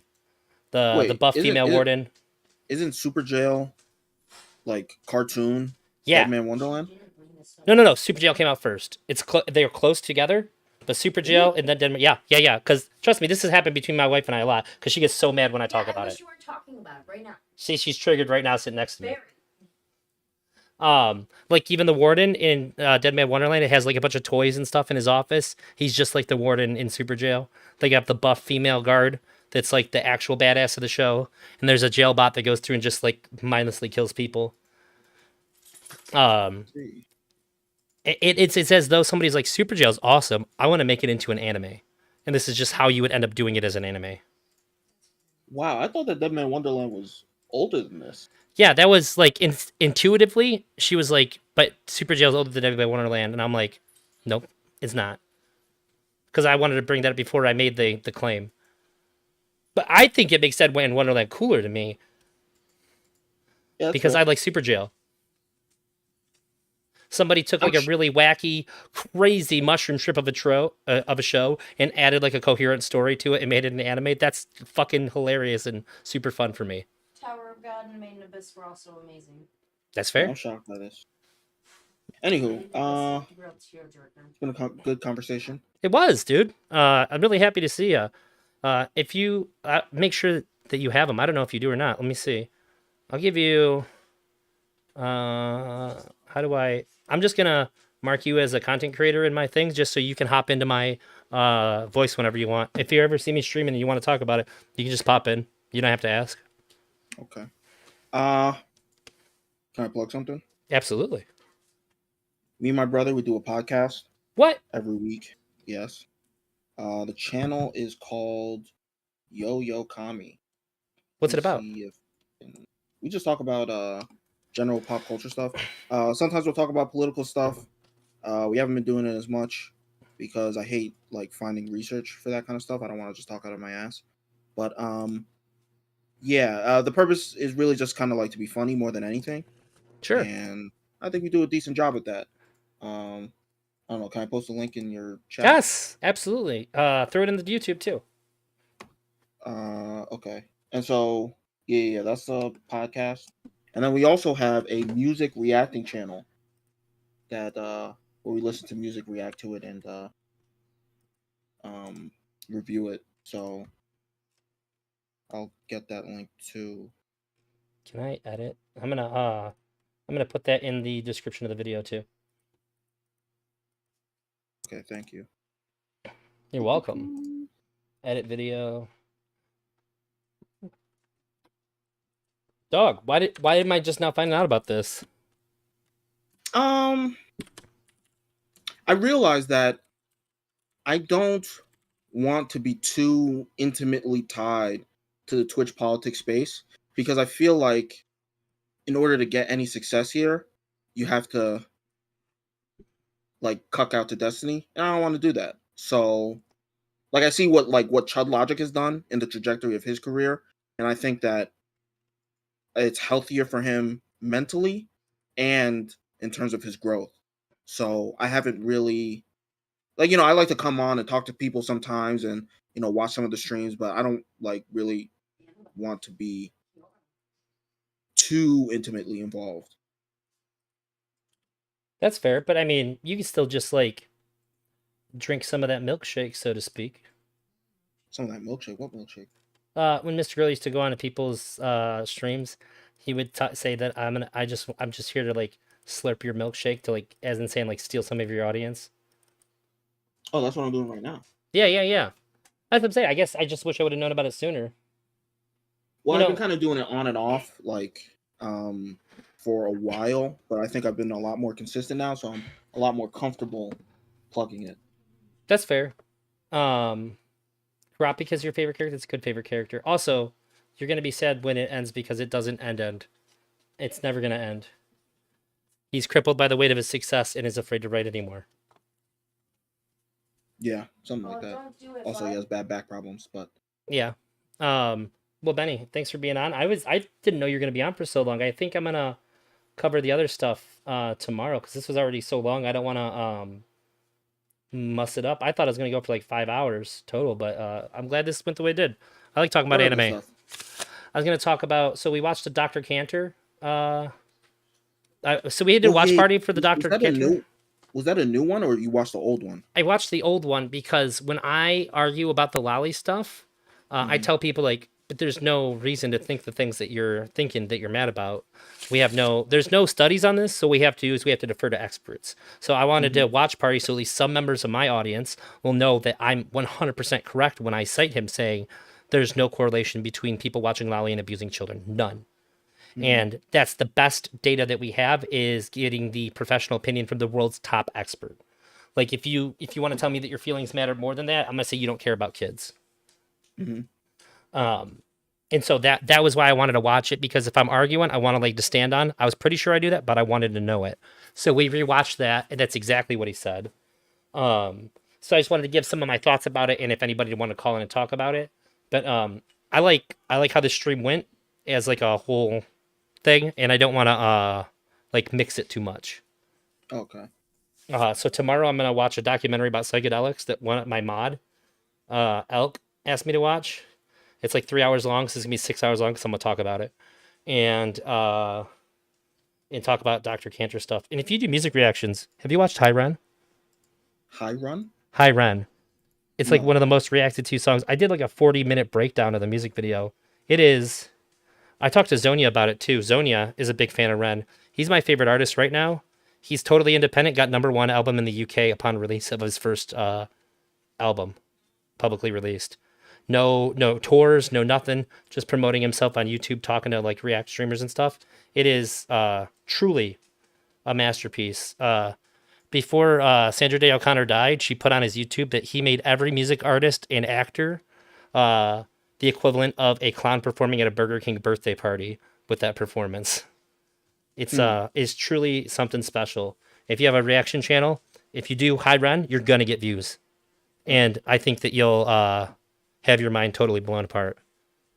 Okay. And if you hate it, people are gonna come after you. That's 100%. People come after us all the time because we mostly react to hip hop, and most hip hop artists are dog shit, and I am not afraid to say it. And True. people come through and they get, "Oh, you think that Little Dirk sucks?" Yes, I do. He's fucking trash. He does a lot. Ren raps too, and he raps really good as well. Some rapper King Dota tried to make a diss track on him, and Ren buried this man, then dug him up out of the grave and gave him a hug. It was ridiculous. Okay. Yeah, I'll run that by. I'll run that by my brother, and we'll probably end up reacting to it. 'Cause Send we're me a always link when you looking for do. something to. Okay. And All then right, you have his whole well- catalog that'll get you views big time. Ren's pure gold for React content. Okay. Benny, Sounds good. I appreciate you a lot. I know that people in my audience like you. I got $5 for having you on, man. Thank you. If you want to say anything before you go out, go ahead. Otherwise, always a pleasure. Rest in peace to Toriyama. Attack on Titan is the greatest anime ever, and One Piece is mid. Thank you for having me. You're welcome. Here. Peace out. Oh shit, Emery. Did you want to talk to Benny? Or did you want to talk to me? I held this man too long. Let me see. I'll pull you in regardless and find out.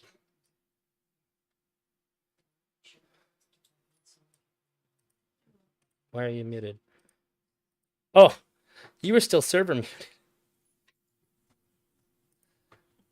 No, you're good now. Press one more time. Can you hear me? Ooh. Okay. Yeah, I have you turned up a lot. Your mic's better than last time. Yeah, because I got a new phone. Oh, I I see. still need to fix my computer. I have this issue. I'm a procrastinator. Even with things I want to do, Mhm. I procrastinate the fuck out of shit. So I know what my problem with my computer is officially, Okay. and all I really got to do is, first of all, save enough money so I don't feel like I'm like super low when I call somebody to fix the computer. What's I wrong gotta with it? save the money. It's basically the USB.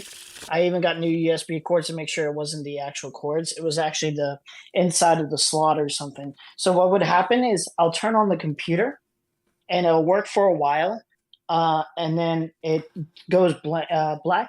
And then I figured out when I unplug and replug the thing back in, it'll turn back on, but then it'll go black again. So it's definitely like, Is I it think overdrawing? something- I don't know what that means. Does it mean using up too much power? Yeah. I don't know how to tell. I don't think so. It sounds like it. So if you can do without those ones, just buy a USB splitter and pop it in the back and then use those instead. Problem solved. I don't even know what that is. A USB splitter? Yeah, just look it up on Amazon. I got a really solid one for like $20. It takes one USB port and turns it into 4. Oh, And Okay. boom, problem solved. You can leave those other ones unplugged. interesting. And if that doesn't fix it USBs. for you, it's Amazon. You can send it right back and get full refund.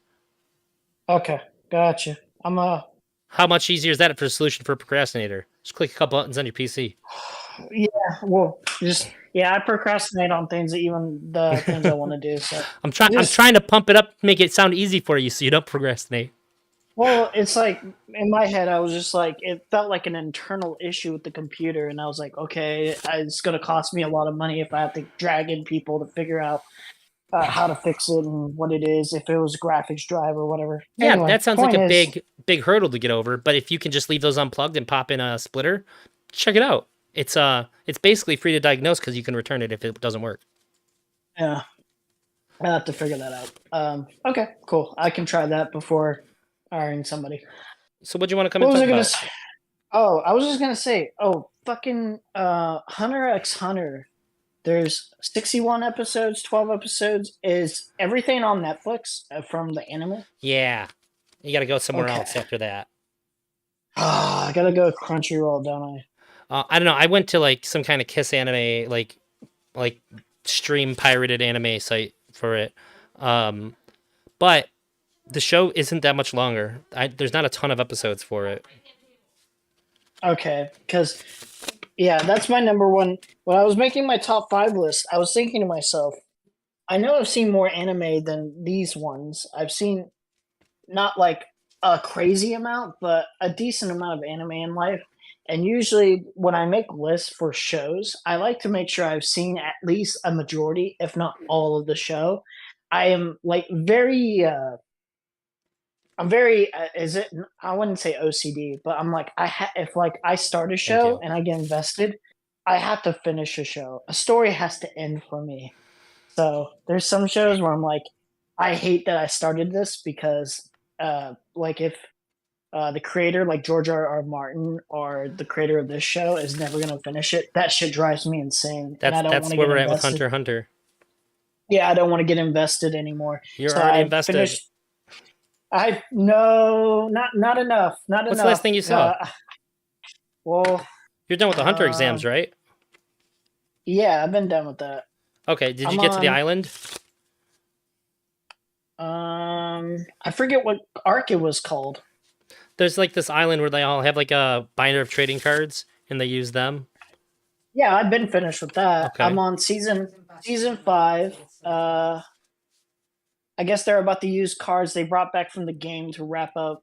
Yeah, I don't know. Like, there was this cool arc where it was a bunch of villains or whatever, and they had to stop the villains. I forget what arc it was called though. Oh, that was Uh, Krapika. Oh no. You're like right at the beginning of the you're at the pre-Chimera Ant arc, which is what Benny said is his favorite arc in all of anime. You should still watch it. And yeah. here's the thing: if you take the ending for what the anime shows, it's an okay Mhm. ending. If you just want to feel Okay. like it's over after that, just feel like it's over after that. Yeah, I can do that. Yeah. Because that's how I'm treating Man. it until he gets off his fucking ass and actually writes it. If he I'm dies, so his wife's gonna take over. She does Sailor Moon, so at least we know she yeah. can Okay. draw. Good. I would be so upset. I was just like, man, I hate that shit. We've been upset for one, years. one, one of the main reasons for One Piece why I never want to start it is not only does it feel too overwhelming, where it's like 1,000 episodes and most of it's filler, and then you got to do the work of like It's figuring actually out what's filler. and what's it's not. actually Yeah. less than 10% filler. It has remarkably low amount of Really? filler. Yeah, in the Really? filler Okay. episodes, a lot of them are just like I skipped them because like I was on a mission to get caught up. But they're like Yeah. fun, silly things that just aren't canon, but like they're complete unto themselves. So like it's technically filler, but like it's more like a bonus episode. What? I One feel Piece like filler. Oh, they're fantastic. the best shows, not even just the best animes, but the best shows I've ever seen, have like a good start, good middle, good end. Like they're like consistently, but it doesn't feel. It feels long, but it doesn't feel overly long, where it's overstaying its welcome. And so for some shows, like I'm getting that sense from Hunter x Hunter. Even though I like it, I felt like the island arc could have been a little bit shorter. Surprisingly enough, there's like Maybe. certain elements where I'm like, you're kind of overstaying your welcome here. And then You would not like One Piece. no, I don't think so. They do that a lot. Yeah, It's my biggest gripe. Wait, Why didn't I add Vinland Saga to my top 5? What am I Oh, retarded? Vinland Saga I think is exceptionally good.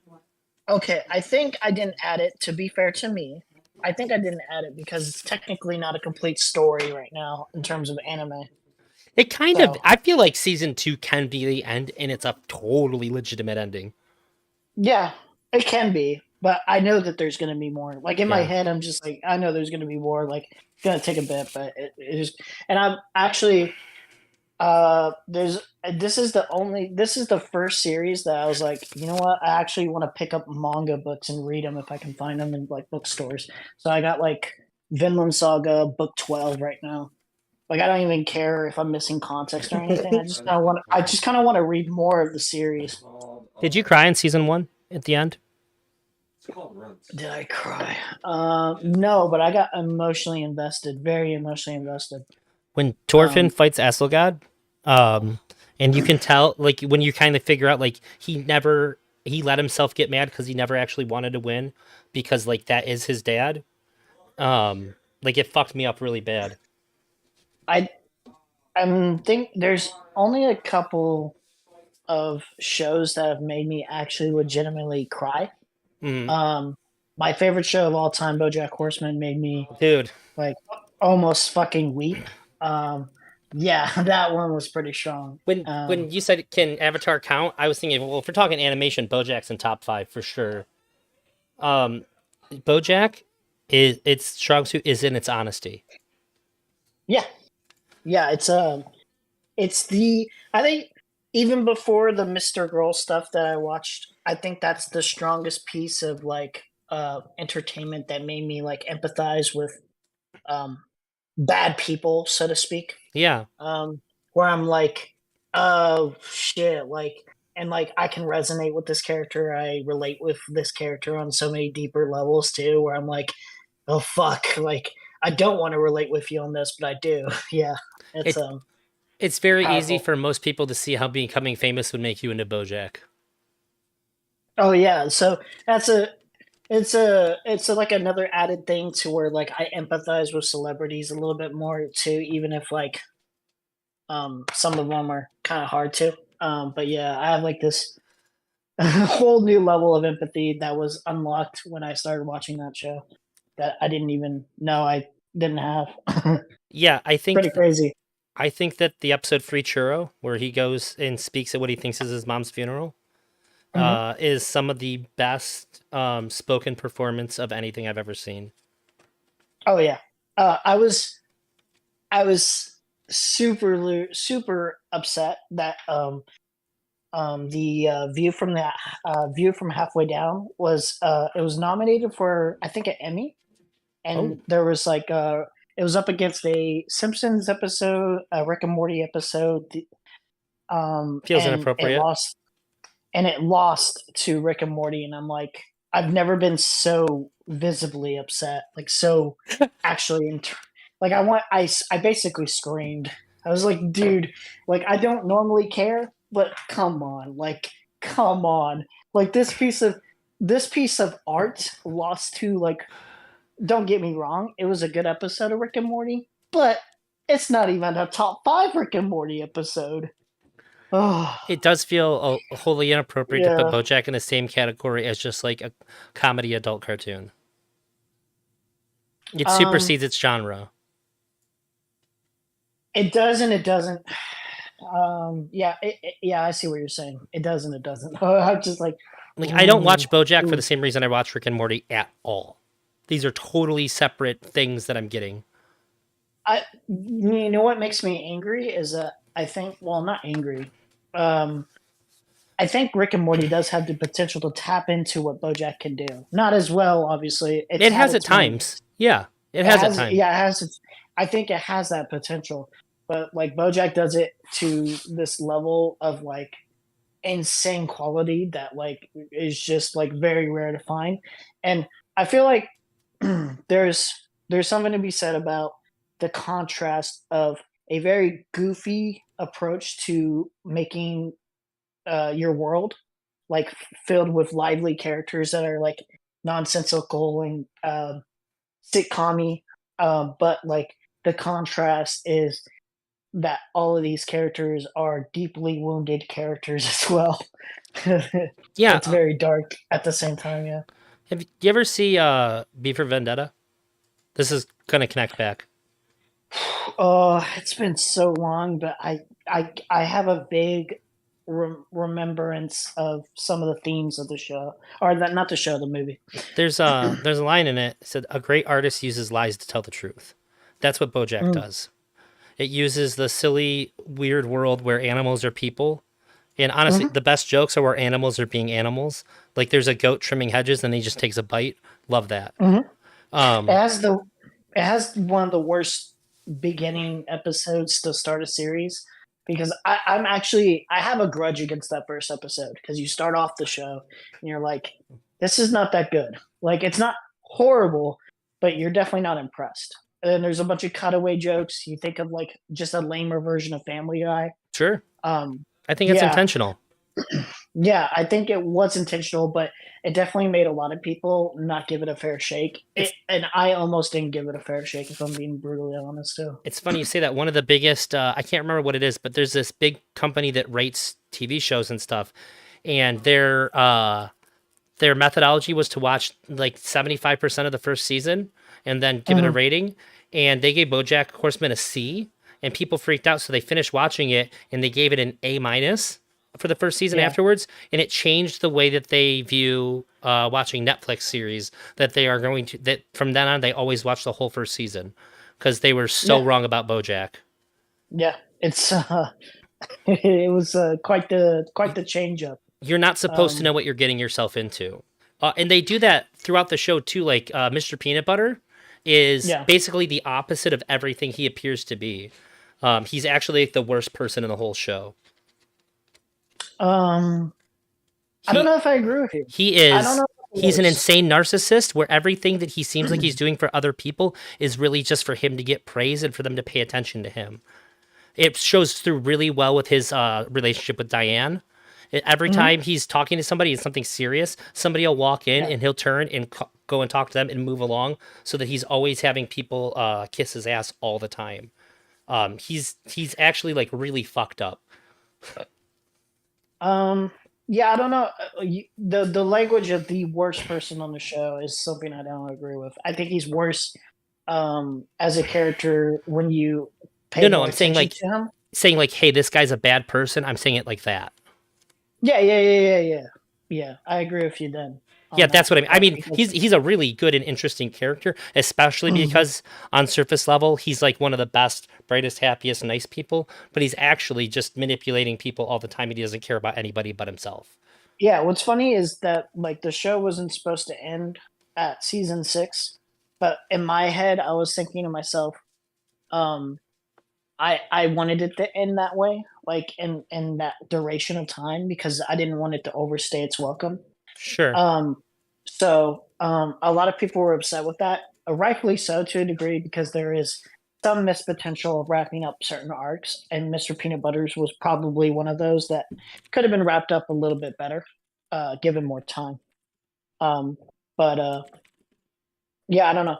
I always felt like Mr. Peanut Butter was a pretty interesting character, but he was supposed to be kind of subdued a little bit, just like Todd. I feel like where there's interesting layers to the characters, but they are not major focus characters like Princess Caroline, Diane Nguyen, BoJack.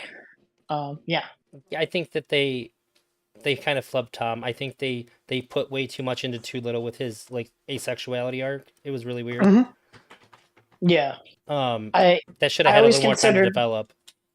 I always considered him like comedic relief, but he had a little bit more depth to him at the same time, where it's just enough that there was something interesting there to work with, especially in contrast to his relationship with like BoJack Horseman, and even Princess Carolyn at times. Um, so yeah, I felt like there was a little bit more to be desired at the same time, but I knew they could have. If the team had been handed one more season, I think they could have given a lot more depth to both of those characters and made them as good and on the level of Princess Carolyn, if not for the restricted the cancellation. Yeah, I think either you end it with the where we think Bojack's gonna die and just let him die, or give it more. One or the other. It's weird. It's a weird spot they put us in where he didn't die and there was almost nothing left after that. It was very weird for me. I love that ending. I love it. Like you love Uh the ending as if he did die. no, I love the ending in general Oh, because it's basically what the show's about is yeah, that he's a bad person, but he didn't really get punished. mm, But died. he did get punished. In the sense that he got punished because most of his relationships are really really strained, Yeah, if not like just severed completely. Um, he got punished legally. I don't know if a year is really a good punishment. I think it was like a year or two, but it's something for like a decent portion of stuff. Um, so yeah, I don't know. I guess the punishment to me is more so um, having to. It's a punishment, but also kind of like something to leave him to change and grow and actually be a better person, which is always what the series has been about. Is that certain actions you can't take back, and you're going to just have to grow as a person and have to deal with the consequences of your actions. Accept that as part of your person. sure. Um, I guess I mean that like by all rights, when he thought he was dying, like it made sense that he would mhm. die. Like Yeah, realistically he should have died and like he got like another chance at life. I feel like what they were going for is that there's some people out there who just don't deserve second chances and they get them anyways. And that's a tough pill for us, a lot of us to swallow.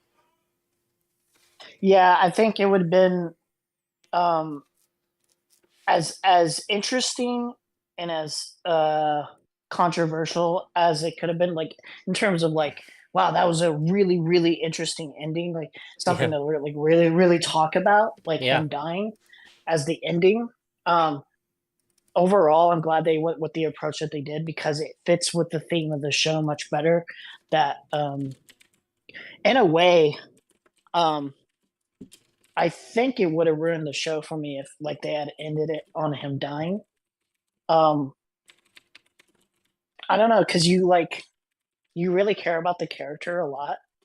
I don't think weirdly enough, I don't think I've cared about a character as much as like BoJack as a person. That's really Weird. funny too. It's super weird.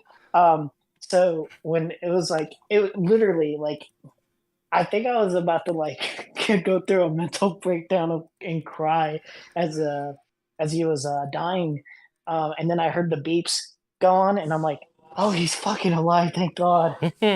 Like unironically, I don't think I've ever done that with like most. I don't think I've ever done that really. I And I like was it just thinking to myself, when you're "Yeah, forced to go care ahead." about the bad guy.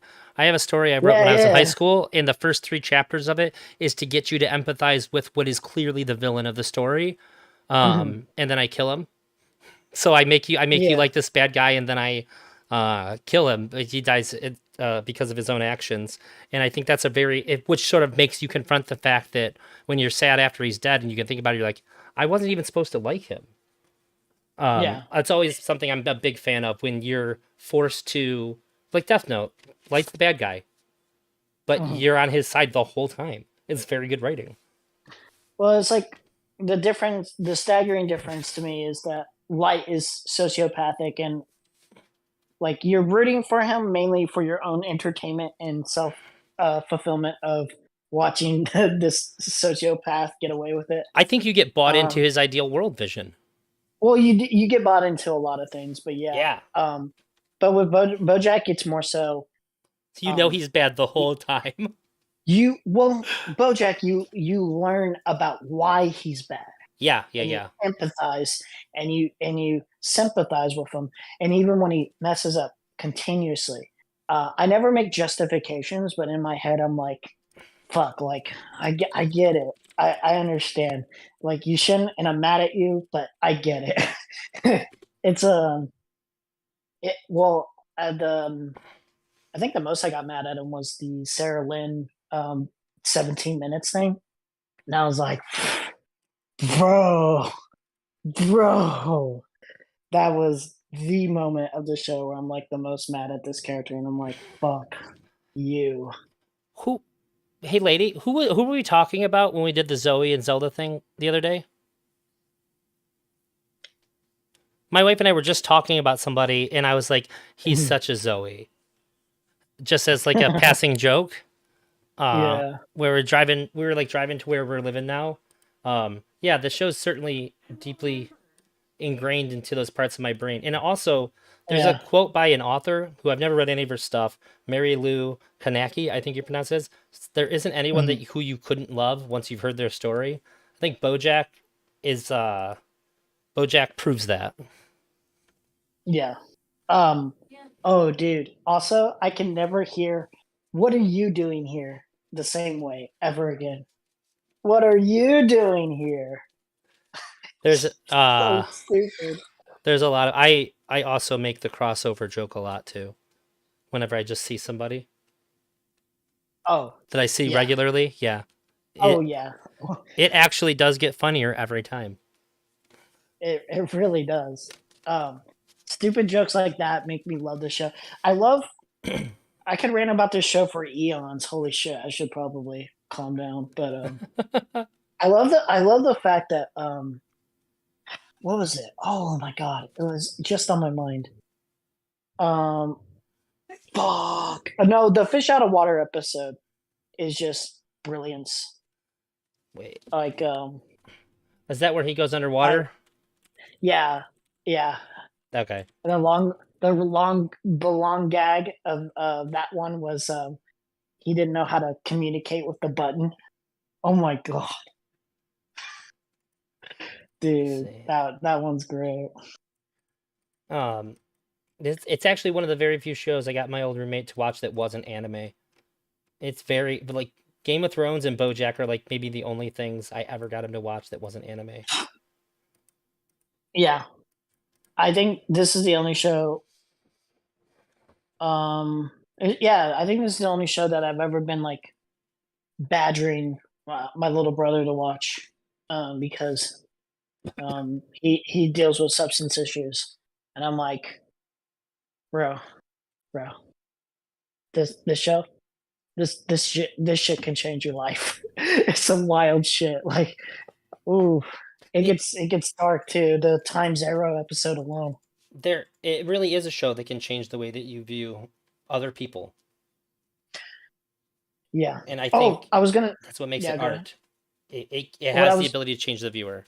Go ahead. what I was gonna say is the subtlety of the show and the restriction of like, um, hey, we're making one of our characters deal with a depression, and they're taking antidepressants, and that's going to make the character gain some weight.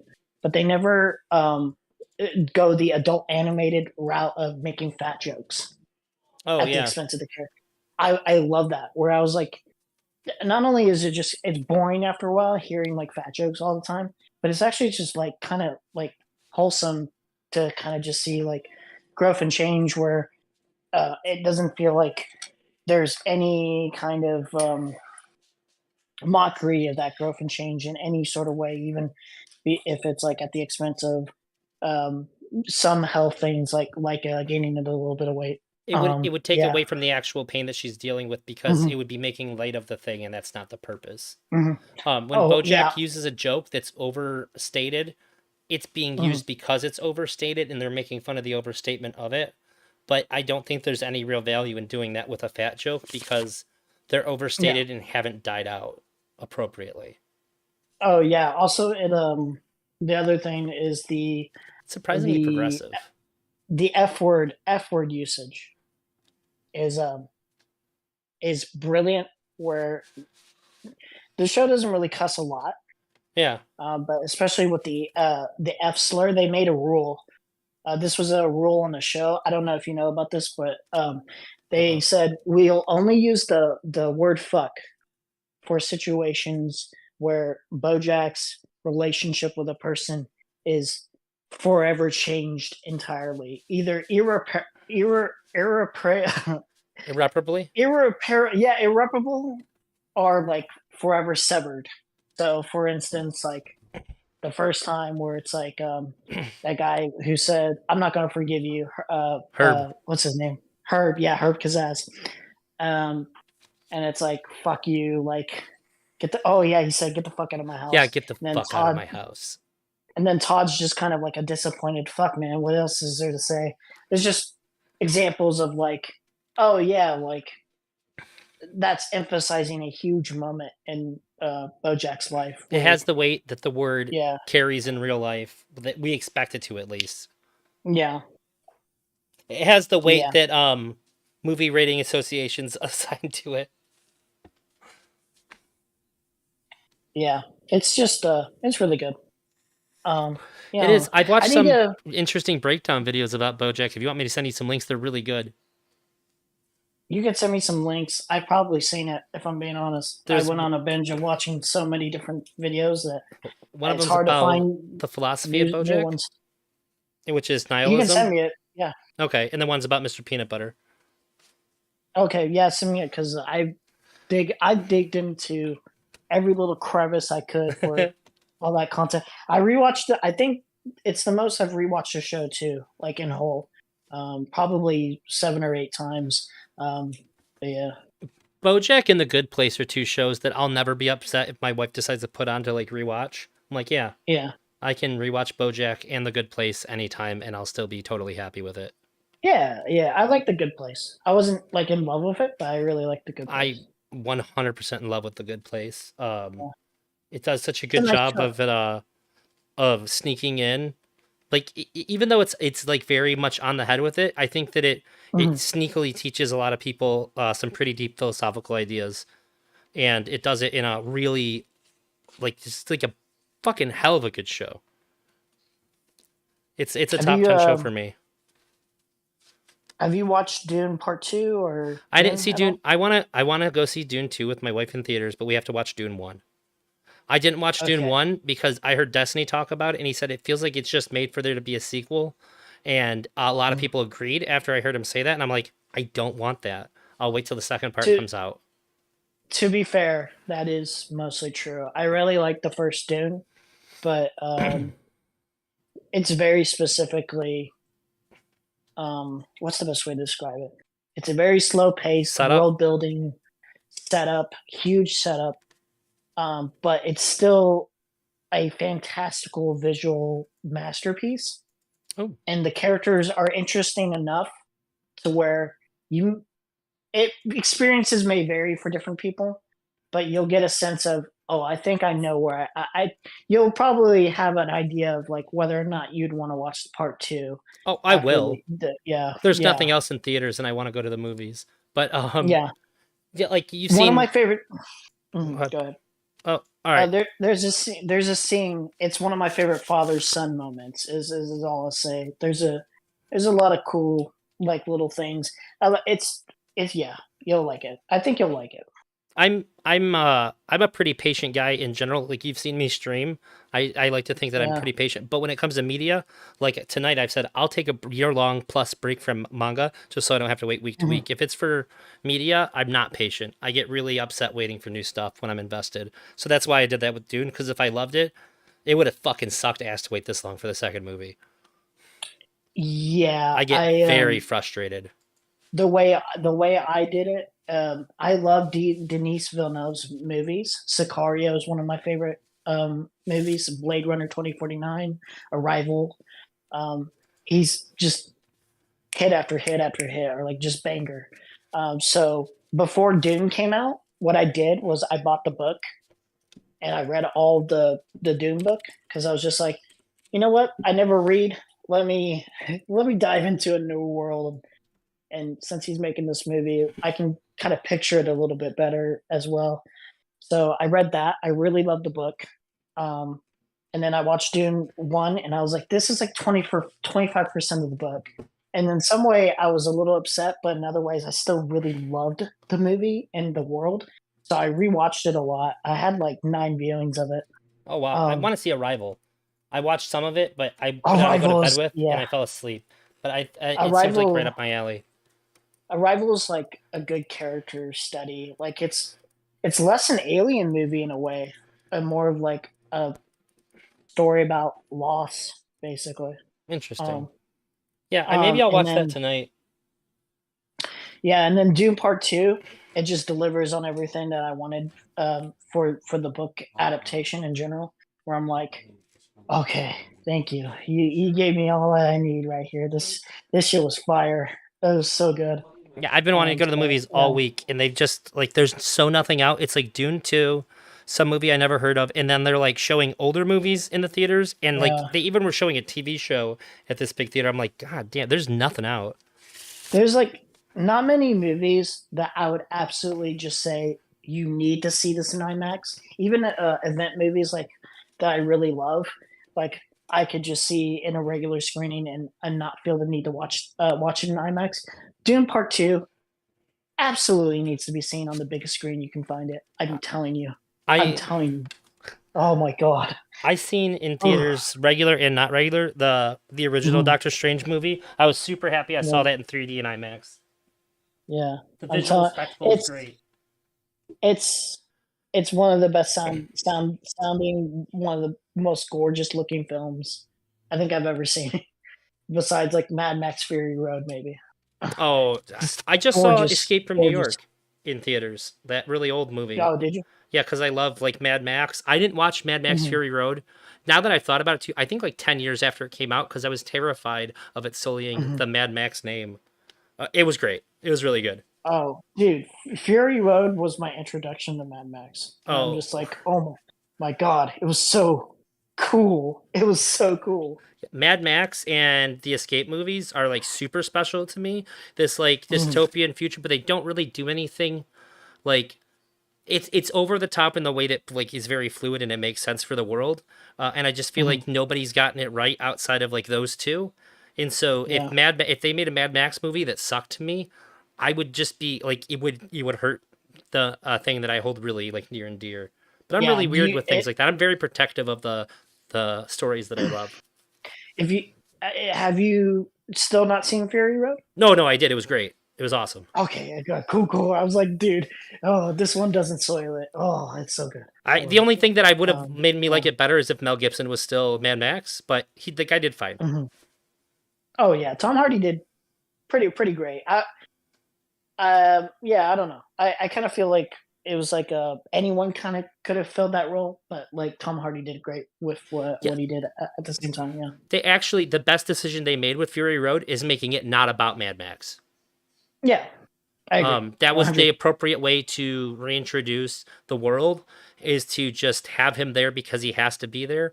But he's like as divorced from the stories you could possibly have him be. Very, very, very smart choice. It I'm preserved the legacy just fine while still getting to explore the world again.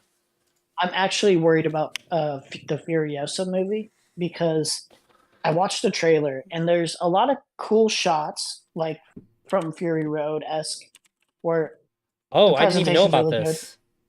Yeah, but then there's a lot of other shots where it's hard to explain. It's just that what's the best way to put it? It's the MCU kind of vibe at times where it's like they use CGI in this way where it's like, why are you using it here? It just feels off. I don't know how to explain it. Um, yeah, I don't know. I'm I'm a little skeptical of Furiosa. I'm not completely like shitting on it. I don't think it looks awful, but I'm just getting a vibe that there's something missing. Oh, I don't Interesting. know. We'll see. We'll see. I Is just what watched I'm the saying. trailer while you were talking about it. Is that Thor? Yeah, Chris Hemsworth's in it. That's I'm not. weird. It's not Chris Hemsworth. I'm worried about. It's there's a visual thing that's like really bothering me, and it's got this feeling where there's a lot of that great style and editing, not editing, cinematography of Fury Road, but then there's certain moments where it feels off kilter, Was and it it that feels mechanical like a. arm scene? I think so. I think so. It was a little weird. Uh, yeah, there's a couple CGI things, and I'm like, oh, I don't like this. What's going on? I don't know, Hmm. I don't know. Maybe I'll go but see it in theaters and make a video about it because Mad Max is super special. If it's great, I'll sing its praises. But mhm, if it's bad, I'll tear it the fuck apart, dude. yeah, Well, yeah. So I've been watching Simpsons, but I guess I'm going to finish my binge for Hunter x Hunter. Okay. By the Um, way, you can say it however you want. I yeah. just don't know if you know. It is just Hunter x Hunter. The X is just to Is it really? denote. Yeah, yeah.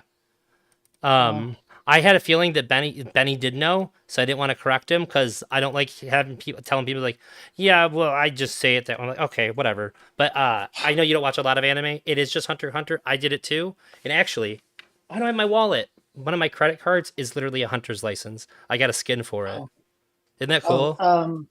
Yeah. I think it's cool. I think so. Yeah.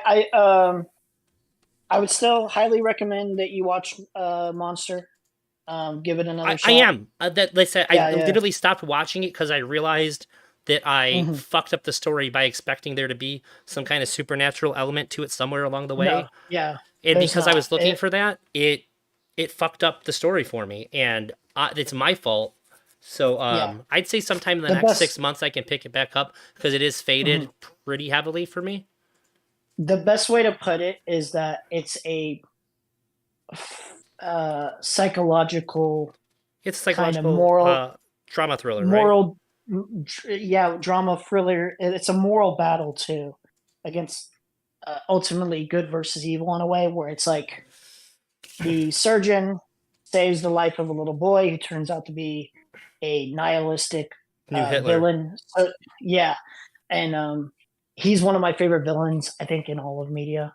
Um, he's so cool. He's so cool. I He's can so watch it with my wife deranged. because she didn't watch it with me. Like I can't. This is the only thing I'll spoil about the show because I don't. Oh, This is careful. just to convey. Just to convey how cool this villain is. If your villain can be so manipulative that they can get a alcoholic back on the back on the booze when they are trying so hard to get it stay off the booze for their daughter.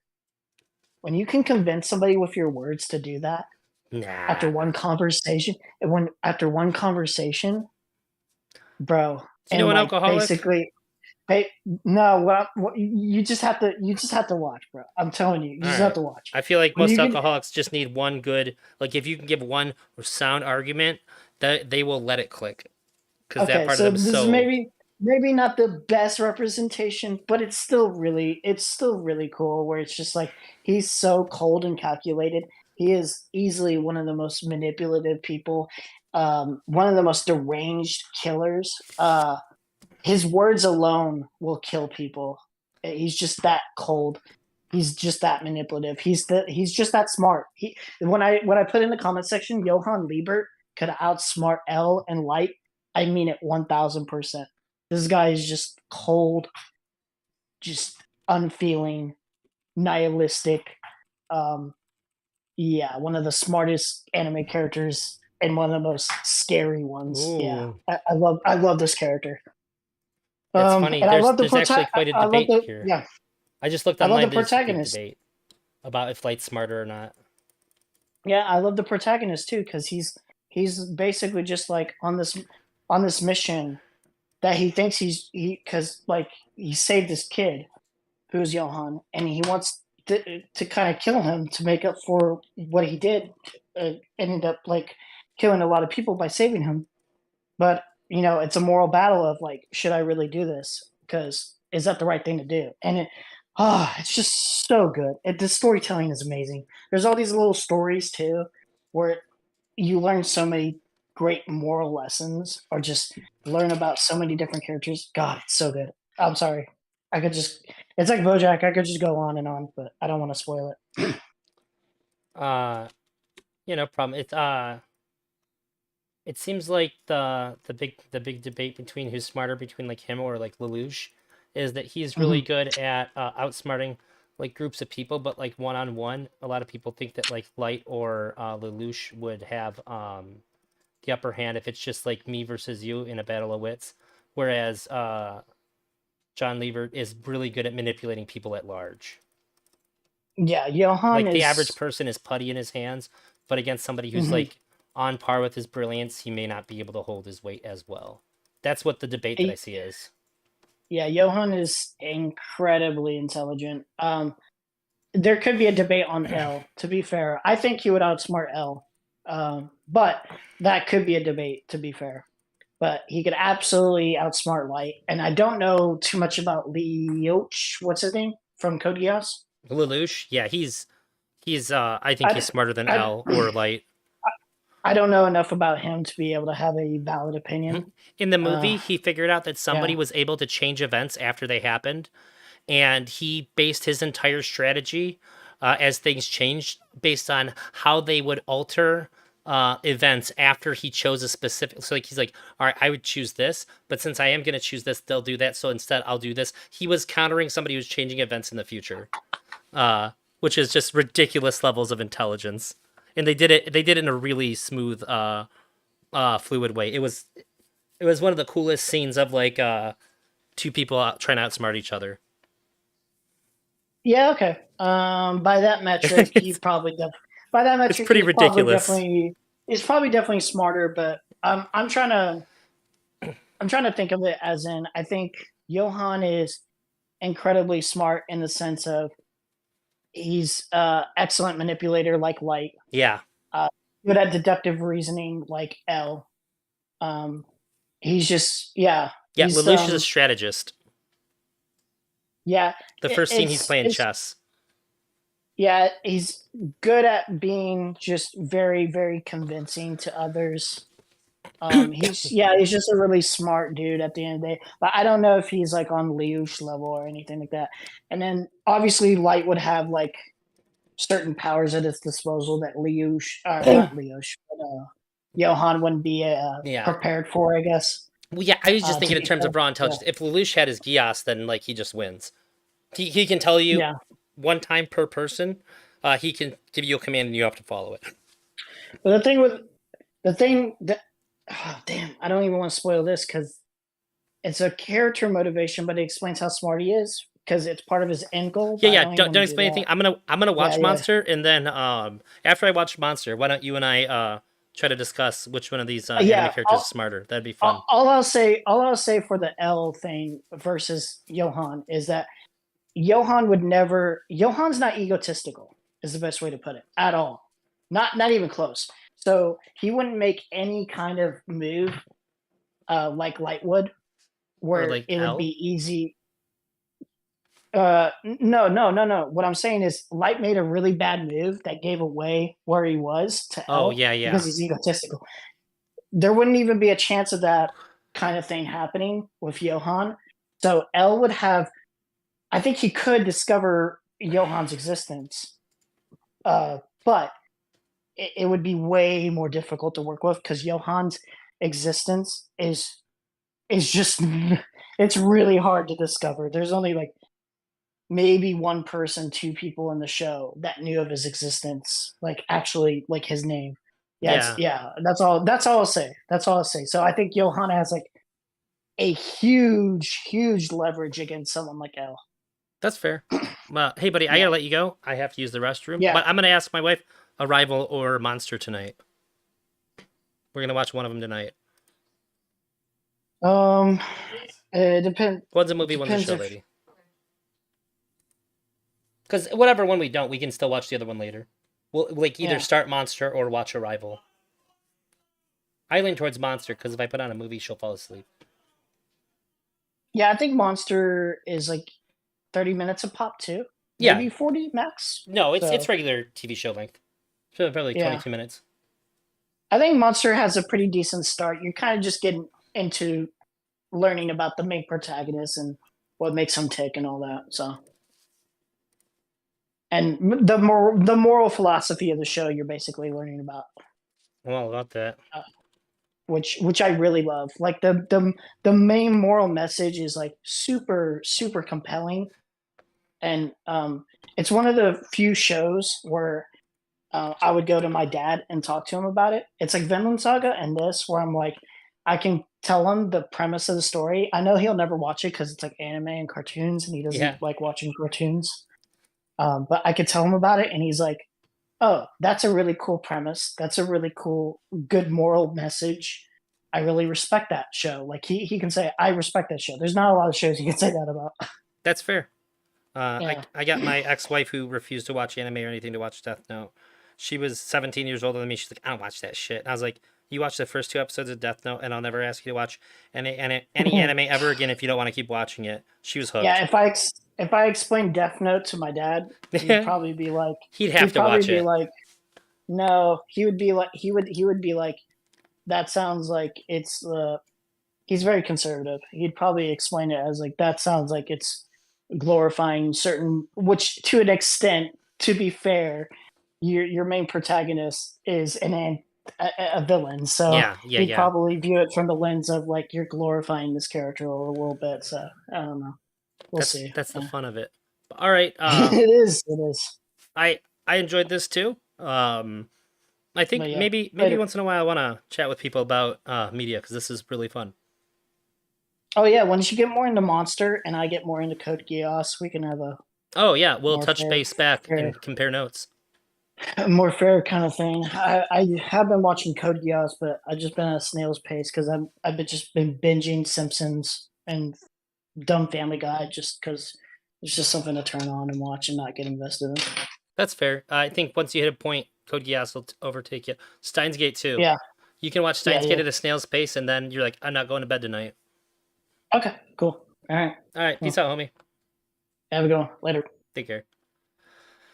And with that, guys, all my plans for what I was gonna do tonight kind of got derailed because I had a lot of fun talking to Benny, and it went a lot longer. Tomorrow, I'm gonna catch up on all the things that I meant to do. Probably start sooner because I don't have to do anything tomorrow.